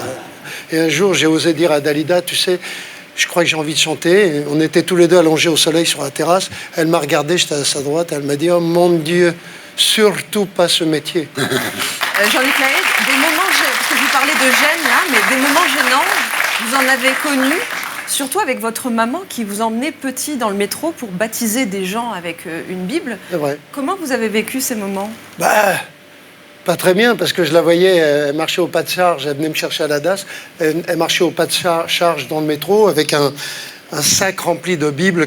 Et elle prêchait dans le métro, elle faisait mettre parfois des gens à genoux dans le métro, en les baptisant, et choses comme ça. Je l'ai vu insulter d'autres personnes qui ne l'écoutaient pas, et je l'ai vu surtout distribuer en 1 heure toute sa paye. Et maintenant, vous avez quel rapport avec la religion à cause de ça? Je suis resté très croyant, j'ai été élevé par un prêtre, le père Duplessis, qui a lui-même baptisé mes filles, donc je suis resté très très croyant, et lorsque j'ai envie de soulager ma peine ou les péchés que j'ai commis. Je m'arrête dans une église, ça et là, au hasard des routes, et puis je m'isole un moment. La pire des infractions pour vous, c'est conduire trop vite, conduire sans permis ou conduire une voiture volée? Aucune des 3. Moi, je conduis très très vite. Il y en a 2 qui vous sont déjà arrivés. Vous êtes déjà conduit sans permis. Et... Oui, bien sûr. Dont la voiture, parce qu'avant... Il était chauffeur de... Oui, c'est ça. J'étais chauffeur de Jean-Mer. Je rappelle cette anecdote. Oui. C'est que j'étais engagé en un quart d'heure par Roland Petit. Roland Petit était directeur du Casino de Paris. Il m'a engagé en un quart d'heure. Il m'a demandé si j'avais mon permis. Je ne l'avais absolument pas. J'ai dit oui. Et je me suis retrouvé au volant à la fois d'une Alfa Romeo, qui était la voiture de Zizi Jean-Mer de tous les jours, et de la Rolls quand c'était des soirées, tu vois. Et un soir, alors que je les avais raccompagnés à l'aéroport pour aller à Marseille, parce qu'ils dirigeaient les ballets de Marseille, je suis rentré avec mes potes, j'ai pris la Rolls, et on a été en bringue à Montmartre. Et on s'est retrouvés à 12, je crois, entassés dans la Rolls. Et j'ai loupé le virage de la rue Gabriel, et j'ai foncé droit dans un immeuble, à tel point que le choc a été tellement violent que les vitres se sont brisées de l'immeuble. La voiture avait l'avant à 90 degrés. Et lorsqu'on est rentré dans la cour, j'ai dit, bah voilà, j'ai une mauvaise nouvelle. Ils ont vu la Rolls sous le lampadaire. On aurait dit une sculpture de César, une compression. Et j'ai été remercié immédiatement. Ah oui, d'accord. Ah oui, tu as été remercié. Mais Jean-Luc Lahaye, vous avez aussi eu des démêlés avec la justice. Blacko en parlait. Vous avez été condamné en 2007 pour avoir eu des relations avec une mineure de moins de 15 ans. Vous avez aussi été convoqué pour corruption de mineurs. Enfin, moi, j'ai juste une simple question. Comment est-ce que vos filles ont justement vécu vos démêlés Bah, avec la justice? Pas très bien. Alors, vous me parlez de cette première affaire. La fille a fini par avouer qu'elle mentait sur son âge et en boîte de nuit à 3 heures du matin, une fille, faire la différence entre une fille de 15 ans, 16 ans, 18 ans, 20 ans, je suis encore aujourd'hui incapable. Voilà. Donc, elle l'a reconnu d'ailleurs. Vos enfants, comment ils ont vécu cette Très mal. situation-là? Elles ont eu honte de vous ou pas? Non. Non, elles vous ont soutenu? Non, je savais, je viens de nulle part et je suis l'arbre qui est le principal. J'espère qu'il y aura plein de petites branches et mes filles sont les premières branches et elles sont très très fières de porter mon nom. Alors, dernière question. La galère pour vous, c'est d'avoir un dentier, d'avoir une perruque, d'avoir une perruque ou d'avoir une hanche artificielle? Ah, la perruque. La nature, moi, a été très généreuse avec moi. C'est des vrais cheveux, on peut Je tirer remercie. dessus ou Bah pas? oui, regardez. Non, vous pouvez regarder. J'ai tous mes cheveux encore, j'en ai enlevé. C'est la dernière fois qu'on s'est la vu. coupe mulet avant. Voilà. Non. J'aurais horreur de porter une perruque. Le reste, non. Alors donc, tu seras le 18 mai prochain donc, au Stade de France avec la tournée Star 80. Et puis il y a le disque qui sort, à tort ou à raison. Voilà, on se retrouve après la pub avec les terriens de Tanguy Pastureau et le winner de l'actu. À tout de suite.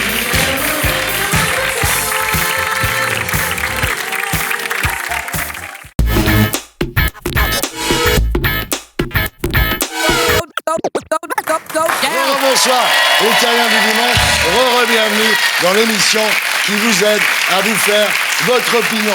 Toujours en compagnie de 6 mercenaires, Natacha Polony, Raquel Garrido, Monia Cachemire, François-Olivier Gisbert, Gilles-William Golnader et notre reporter Pierre Licia. Et maintenant, c'est l'heure des terriens de Tanguy Bastion.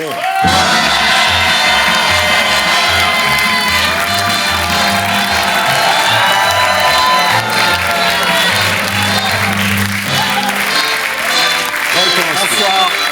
Je commence à regarder les voitures par rapport à l'augmentation de salaire dont vous m'avez parlé. Vous voyez, je c'est pour m'informe, la rentrée. normal. C'est normal, voilà. Oui. Si on est encore là.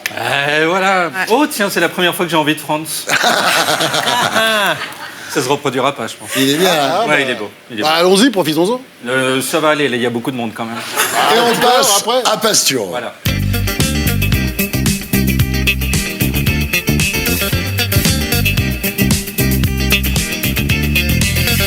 Ah, la télé, c'est formidable. Vous en savez quelque chose, Thierry. Vous y êtes depuis plus longtemps que le père Fouras. C'est vrai. Vous avez été plus filmé que les Saints de Monique, la charcutière de Besançon, par Jackie et Michel. Pour un rendu différent, parce que vous, eh bien, vous êtes tout seul. Il y a des lumières, des caméras, un public en folie.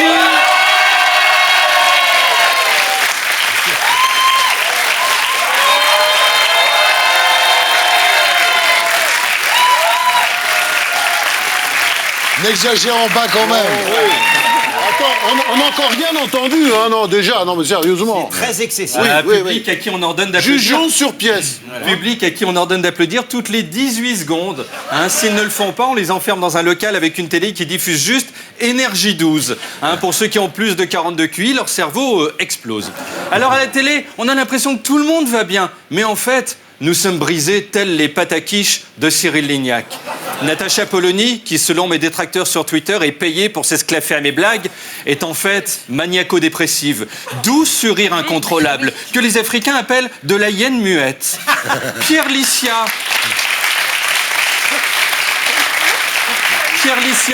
ce beau moustachu échappé d'un vieux DVD des Brigades du Tigre, est un petit être fragile qui ne sait plus s'il doit faire de la télé ou de la politique. Raquel Garrido, dimanche dernier, était en larmes face à une dame SDF. C'est normal. Son mari Alexis, lui aussi, se met souvent à pleurer. À eux deux, ils produisent plus d'humidité que la fonte de la calotte glaciaire. Mais ils sont émotifs. Mais si le Bangladesh se retrouve sous le niveau de l'eau, ça sera en partie à cause d'eux. Mais personne, en fait, n'est bien dans sa tête en France. Nous sommes les champions de la dépression. On bouffe des Xanax comme si c'était des M&M's. Même Emmanuel Macron, il y a 2 ans, il était tout fou. On aurait dit un chien des douanes à qui on aurait fait renifler la voiture de Bob Marley en 79. Et là, mais la presse nous décrit un type en train de toucher le fond. C'est Jean-Pierre Bacri dans le corps de Justin Bieber. Ses proches disent de lui qu'il est rincé, essoré. Il a la vie d'un slip. S'il met de l'eau trop chaude dans son bain, il rétrécit. Macron, à la sortie de la salle d'eau, peut faire 40 cm. Ensuite, vous vous en servez comme cale-porte.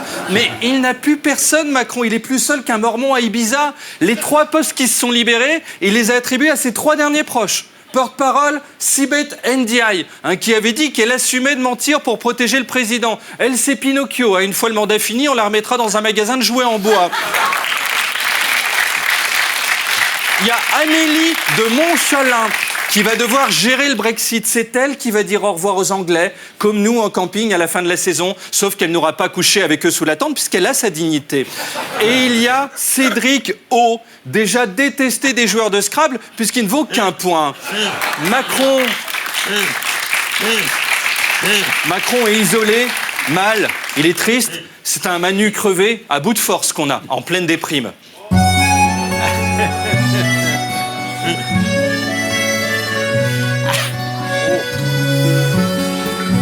Et Manu rentre chez toi, il y a des larmes plein ta veuve Clicquot. L'Élysée, ça t'a usé, on dirait Doc Gynéco. Je croyais qu'un président, ça pouvait pas flancher. Je pensais que faire pire que Hollande, ça pouvait pas arriver. J'oubliais que tes costards et l'axe pour hommes sous les aisselles, c'est surtout pour amadouer l'Europe et Merkel. Et déconne pas Manu, tu vas pas te tailler les veines.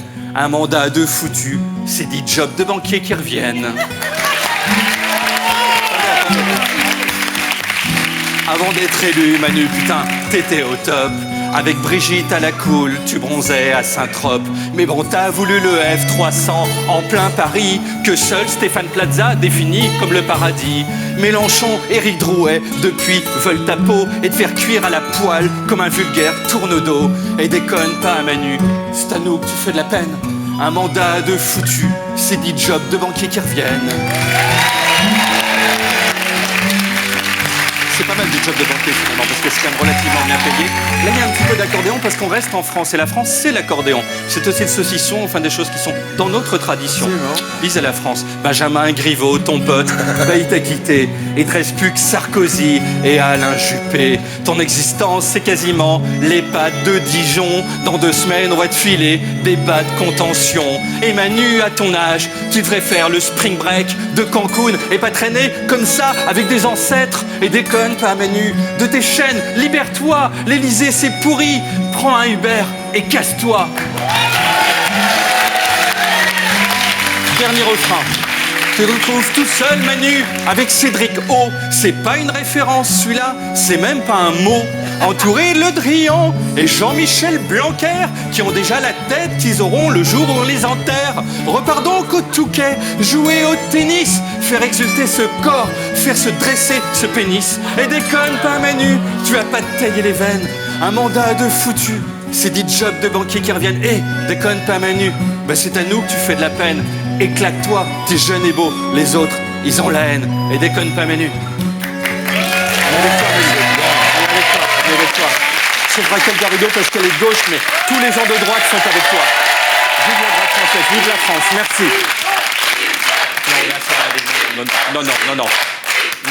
Non, merci. Pour le bien de l'émission et pour le bien de C8, non. Alors attendez, il est abattu, certes Manu, mais il bouge encore. D'ailleurs, qu'a-t-il fait cette semaine ? Eh bien, il s'est rapproché de Nicolas Sarkozy pour bénéficier de ses conseils. Il fait bien, l'autre a planté son quinquennat et a perdu contre Hollande. Donc c'est comme de demander ses secrets de réussite à Napoléon le lendemain de Waterloo.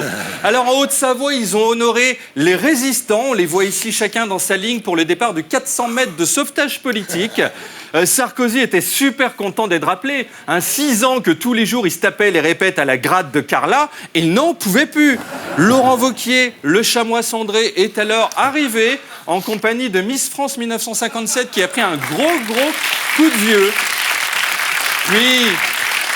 Puis ils se sont assis et là, la hauteur des sommets sans doute qui fait que le sang circule différemment dans le corps, Macron a touché le genou de Sarko. il a mis les 5 doigts sur le daron. C'était très chaud. Toute la neige de la Savoie a immédiatement fondu.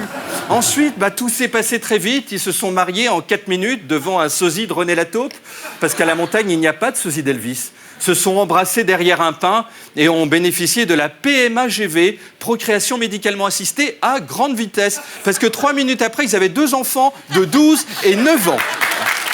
Alors on en souhaite bien sûr beaucoup de bonheur. Alors Macron a aussi reçu à l'Élysée le roi de Jordanie, Abdallah II. Alors si vous avez raté le premier, je crois qu'il est sur Netflix. À qui il a fait un gros câlin. Alors là aussi, énorme moment de tension sexuelle. À l'arrivée de la reine Rania, mais les couples se sont mélangés comme au Purple Velvet de Limoges, mais sans le buffet inclus dans le forfait. Et vas-y que je te bisouille, et vas-y que je te lèche la main. Même mon chat est plus discret quand il se nettoie. Vous voyez l'Élysée, on déprime, mais on a des contacts humains. Allez, maintenant, ils aiment Macron, comme en Franche-Comté, on aime la cancoyote. Macron est moins liquide quand même. Ce sont les macronphiles. Alors Marlène Schiappa, de son côté, a vu exposer sur une table tout ce qui a été jeté sur les policiers lors des récentes manifs. Alors des pierres, des boulons, des canettes de bière. Ça ressemble plus à des travaux de terrassement en Belgique qu'à la Révolution. Jean-Michel Blanquer, ministre de l'Éducation, a visité une ferme pédagogique avec un jeune au premier rang qui soit avait très envie de faire pipi, soit ne supporte pas qu'on le touche. Lui, si Macron lui met la main sur le genou, il fait un AVC. Alors François de Rugy, ministre de l'écologie, a visité une soufflerie qui crée un blizzard artificiel pour tester les voitures. Le seul souci, c'est qu'il n'est pas une voiture. On le voit au fait qu'il n'a pas de sapin parfumé autour du cou. Et aux manettes, il devait y avoir un gilet jaune parce qu'il lui en a mis, mais plein la tête. 10 minutes plus tard, François de Rugy était méconnaissable. À part de ses proches, qui disent avoir nettement reconnu son charisme. Et puis, cette semaine, chez les macronphiles, il y avait meeting pour les européennes, tous autour de Nathalie Loiseau. Loiseau qui a dit que l'Europe devait prendre son envol. Si elle échoue aux élections, prenez-la, Thierry, parce qu'elle est forte, en blague. Alors, leur meeting, c'était très beau. Ils sont tous réunis sous un gros cube. S'il était tombé, il n'y avait plus personne sur la liste. Mais parce qu'ils ont le mauvais œil, comme dirait Jean-Marie Le Pen. Quand ils se sont présentés à la presse, un banc a lâché.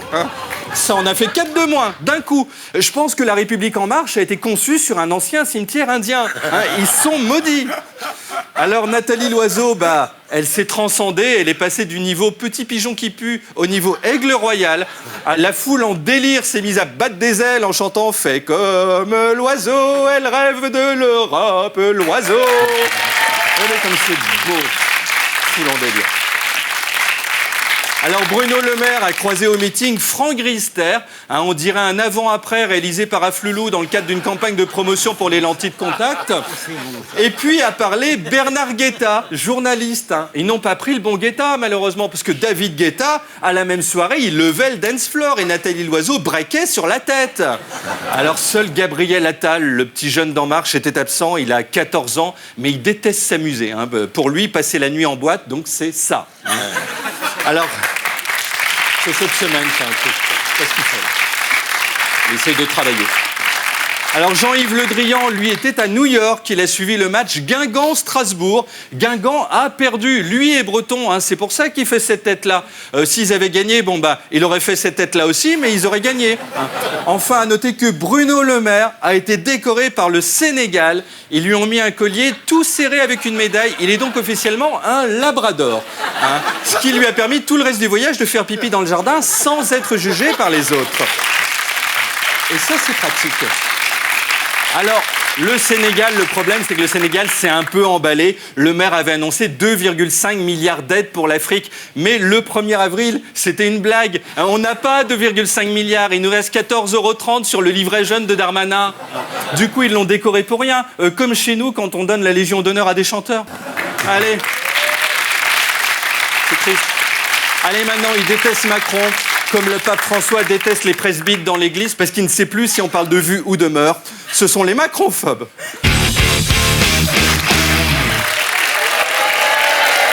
Avec Marine Le Pen. Et là, d'un coup, plus personne n'applaudit. Avec Marine Le Pen. qui était à Mayotte. Hein, c'est comme le chanteur Antoine mais sans poil, où elle a réussi à trouver une clandestine comorienne sur la plage. Hein, elle vous repère un migrant à 16 km de distance. On n'a pas besoin de mur, nous. Hein. On la mêle le long de la frontière, il n'y a personne qui rentre. Alors Le Pen qui est plus kikounette que jamais parce qu'elle a fait un gros câlin à une petite fille. Oh, c'est trop mignon le Rassemblement National. À côté, l'âne trop, c'est Pol Pot. Ensuite, elle a refilé la petite à Jordan Bardella, hein, qui l'a donnée à un pote, qui l'a refourguée à sa sœur. La fillette a parcouru 3200 km en 7 jours. Hein, elle serait actuellement quelque part entre la Suède et le Maroc.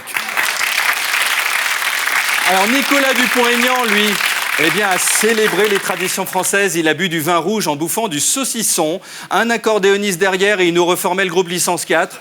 Alors, debout la France, par contre, c'est fini. Hein, là, dans l'état où ils étaient, on était plus sur « on va rester assis la France ». À gauche, Alexis Corbière s'est fait alpaguer par la pire ventriloque du monde parce qu'elle a une peluche, mais qu'elle parle par la bouche. Bonjour à toutes et à tous, on est avec Marguerite. On a l'immense honneur d'accueillir Alexis Corbière à Fan. Voilà, et là, Alexis Corbière, quand même, se dit, mais qu'est-ce que je fais là, hein? Voilà, donc c'est Marguerite, mais quand même, Corbière ne se démonte pas. Ah, il est très bon, il va oser la blague. Ah, je suis vachement content. Vachement content. Je reviendrai une autre fois. Voilà, une vache, je suis vachement content. Ah bah. On se marre pas tous les jours chez les Corbières Garrigou. Hein. Mais enfin, si on le met en duo avec l'oiseau quand elle dit qu'elle prend son envol, on a déjà le quart d'un spectacle sur les jeux de mots concernant les animaux. Hein, aux eaux de Beauval cet été, ça peut faire un carton auprès des groupes de touristes chinois venus voir le panda de Brigitte. Alors Benoît Hamon, lui, a fait du voilier. Hein, il prépare sa 3e course en solitaire déjà. Hein. La première, c'était la présidentielle avec le PS. La deuxième, son parti à lui, Génération, hein, qui est monté jusqu'à 1 adhérent, puisqu'il avait fait adhérer sa concierge, qui est décédée depuis. Et enfin, il s'apprête à quitter le port. Adieu Moussaillon. Enfin, Raphaël Glucksmann, de la commune libre de Saint-Germain-des-Prés, mais qui s'est allié au Parti socialiste français, a fait un discours dans lequel il a promis du quinoa et du boulgour pour tous et un concert de Christine and the Queens offert à chaque citoyen. Et ont assisté à ses premiers pas, aux premiers pas de Glucksmann, les Gluckswoman, des 18-22 ans de gauche qui l'ont trouvé trop beau, tu vois. Kiff, il est trop beau. C'est sûr que ça nous change des années Cambadélis. C'est vrai qu'il est beau. Il est beau. Il est de gauche, mais il est beau. Allez, pour finir, un petit tour des Français comme vous et moi, ce sont les gens d'ici. Avec Anne Hidalgo, maire de Paris, qui, bonne nouvelle, a retrouvé l'interrupteur de la Tour Eiffel. 3 semaines sans attentat, elle n'avait plus rien à faire. Alors elle a fait d'abord un cœur avec ses doigts entourés de pandas. Elle a, sans prendre de drogue, à peu près la même vie que les mecs à San Francisco en 67. Donc les touristes venus du monde entier étaient en train de regarder la Tour Eiffel. Oh chérie, c'est magnifique, I love you, veux-tu m'épouser? Si, Seigneur, gna gna gna. Quand c'est de Lourdes, une fois de plus, coupez le jus. 2, 1, on baise. Ouais, super, allez, tout est dans le noir, génial. Vive le tourisme. Mais une relation s'est tout de même nouée entre le monsieur à droite et l'indépendant. Oh, viens là, toi, mon chéri. Oui. Alors, il l'a refilé. C'est tellement mignon. Voilà. Il l'a refilé à Marine Le Pen, qui l'a donné à Jordan Bardella. Le panda suit actuellement la même trajectoire que la fillette. Alors, un mot de Manuel Valls, qui à Barcelone a joué à touche-touche. Hop, c'est toi le loup. Ça montre que malgré les campagnes de prévention, la drogue sur place reste un fléau. Et puis, enfin, pour finir, Nicolas Sarkozy, en Savoie, a perdu un de ses morceaux de pain dans la fondue. Il a donc eu un gage. Il a dû tourner 4 heures autour de Macron sans se faire tripoter le genou. Ensuite, il l'a conseillé sur la façon la plus rapide de flinguer sa carrière, comme lui l'a fait. Et Hollande avant. Tous les présidents échouent, à part Kim Jong-un en Corée du Nord, parce que les gens ont l'air contents. Il n'y a pas une plainte. Alors déconne pas, Manu. Allez, à la prochaine. Bravo. Tout est tendu, Pastiro. On va retrouver ici la semaine prochaine. Et d'ici là, sur scène et sur mycanal.fr. Et maintenant, mesdames, messieurs, on va jouer la dernière fois, c'est Pierre, notre héros. Non, mais qui a attends, gagné. je récupère mes boucles. Je sais pas ce qu'il lui pense à cause de... Ça fait un quart d'heure. C'est à cause de Val. Il s'assume. C'était pour ressembler à Keith Richards. C'était son idole. Mais avec la couleur de ta cravate, Il c'est manquait les Keith bagouses. Richard. Oh non. C'est le winner de l'actu.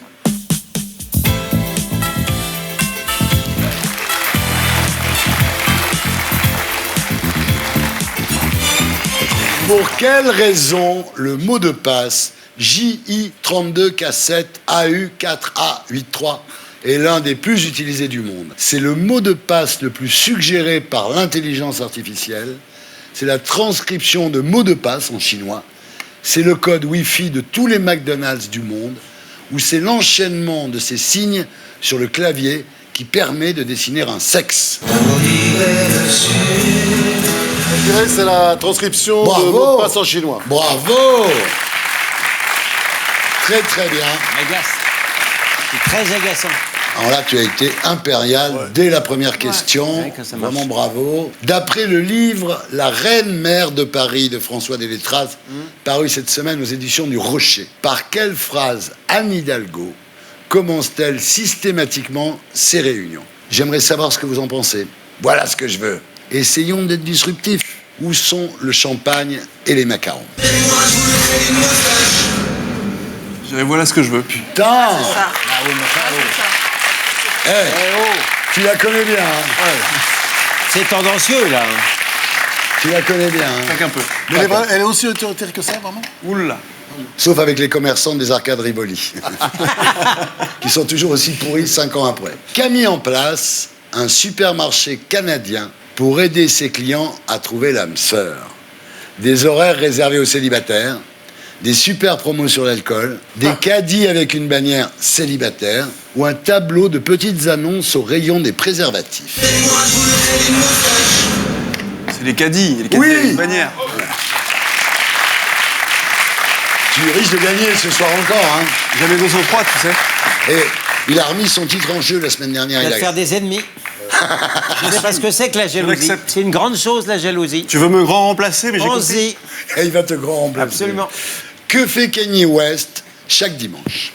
Il court 25 km. Il jardine dans sa maison de Los Angeles. Il organise des messes où il appelle Donald Trump.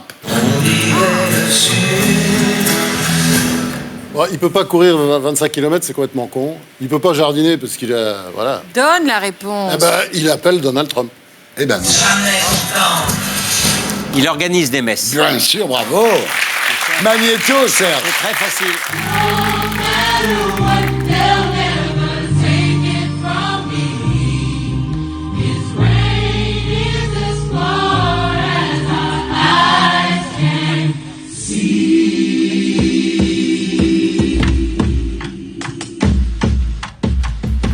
Et voilà, il organise des messes auxquelles vont Katy Perry, Orlando Bloom, les Kardashians. Enfin, on va y aller, c'est il y a la musique, hyper c'est génial. hype. Et les prêtres adorent le gospel. Ouais. Parce que dans le gospel, il y a gosse. Selon une récente étude publiée dans Le Point, quelle est l'une des meilleures Je viens de comprendre, chansons pardon. françaises pour faire l'amour?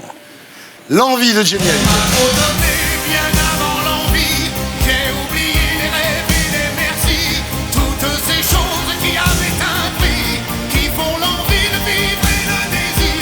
Le cœur grenadine de Laurent Wauquiez. Cœur grenadine, pas de soleil sur ma peau. Vanina de Dave. Vanina, rappelle-toi que je ne suis rien sans toi.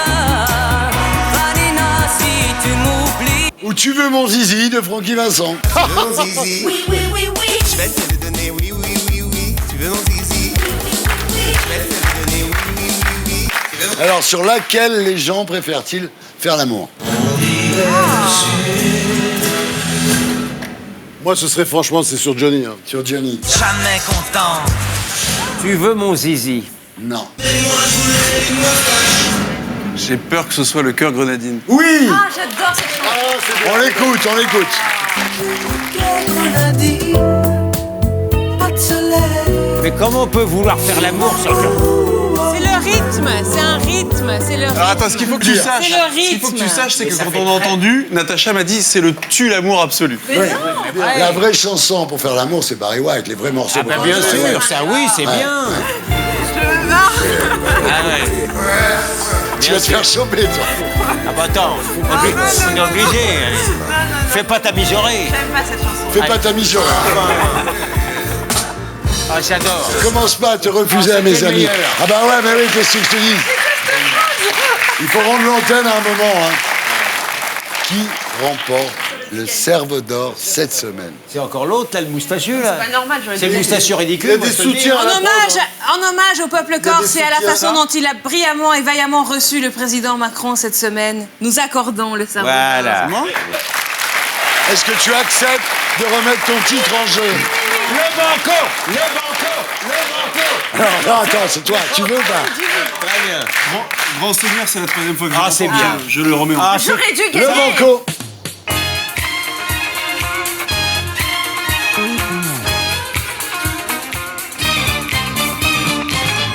Attention, qui est cet homme? C'est le patron de Uber Eats. C'est un inconnu retrouvé sans identité dans la forêt de Fontainebleau. C'est l'acteur qui va incarner Jésus dans le biopic d'Alfonso Cuarón. C'est le nouveau mec de Monica Bellucci. Non, mais c'est pas vrai, ça. Je connais pas la réponse. Alors, Trop tard, Je ça moi. pense que c'est l'acteur qui va incarner Jésus dans le biopic. C'est le nouveau mec de Monica Eh Bellucci. Natacha Polony. Il s'appelle Nicolas Lefebvre. Il a 36 ans et il est sculpteur. Bravo à Natacha Polony.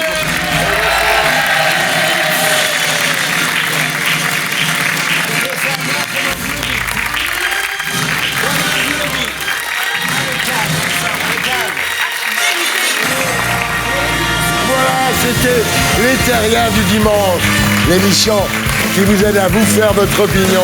Merci à tous ceux qui m'ont aidé à faire cette émission, à commencer par Stéphane Simon. À samedi 19h et d'ici là, bonne semaine.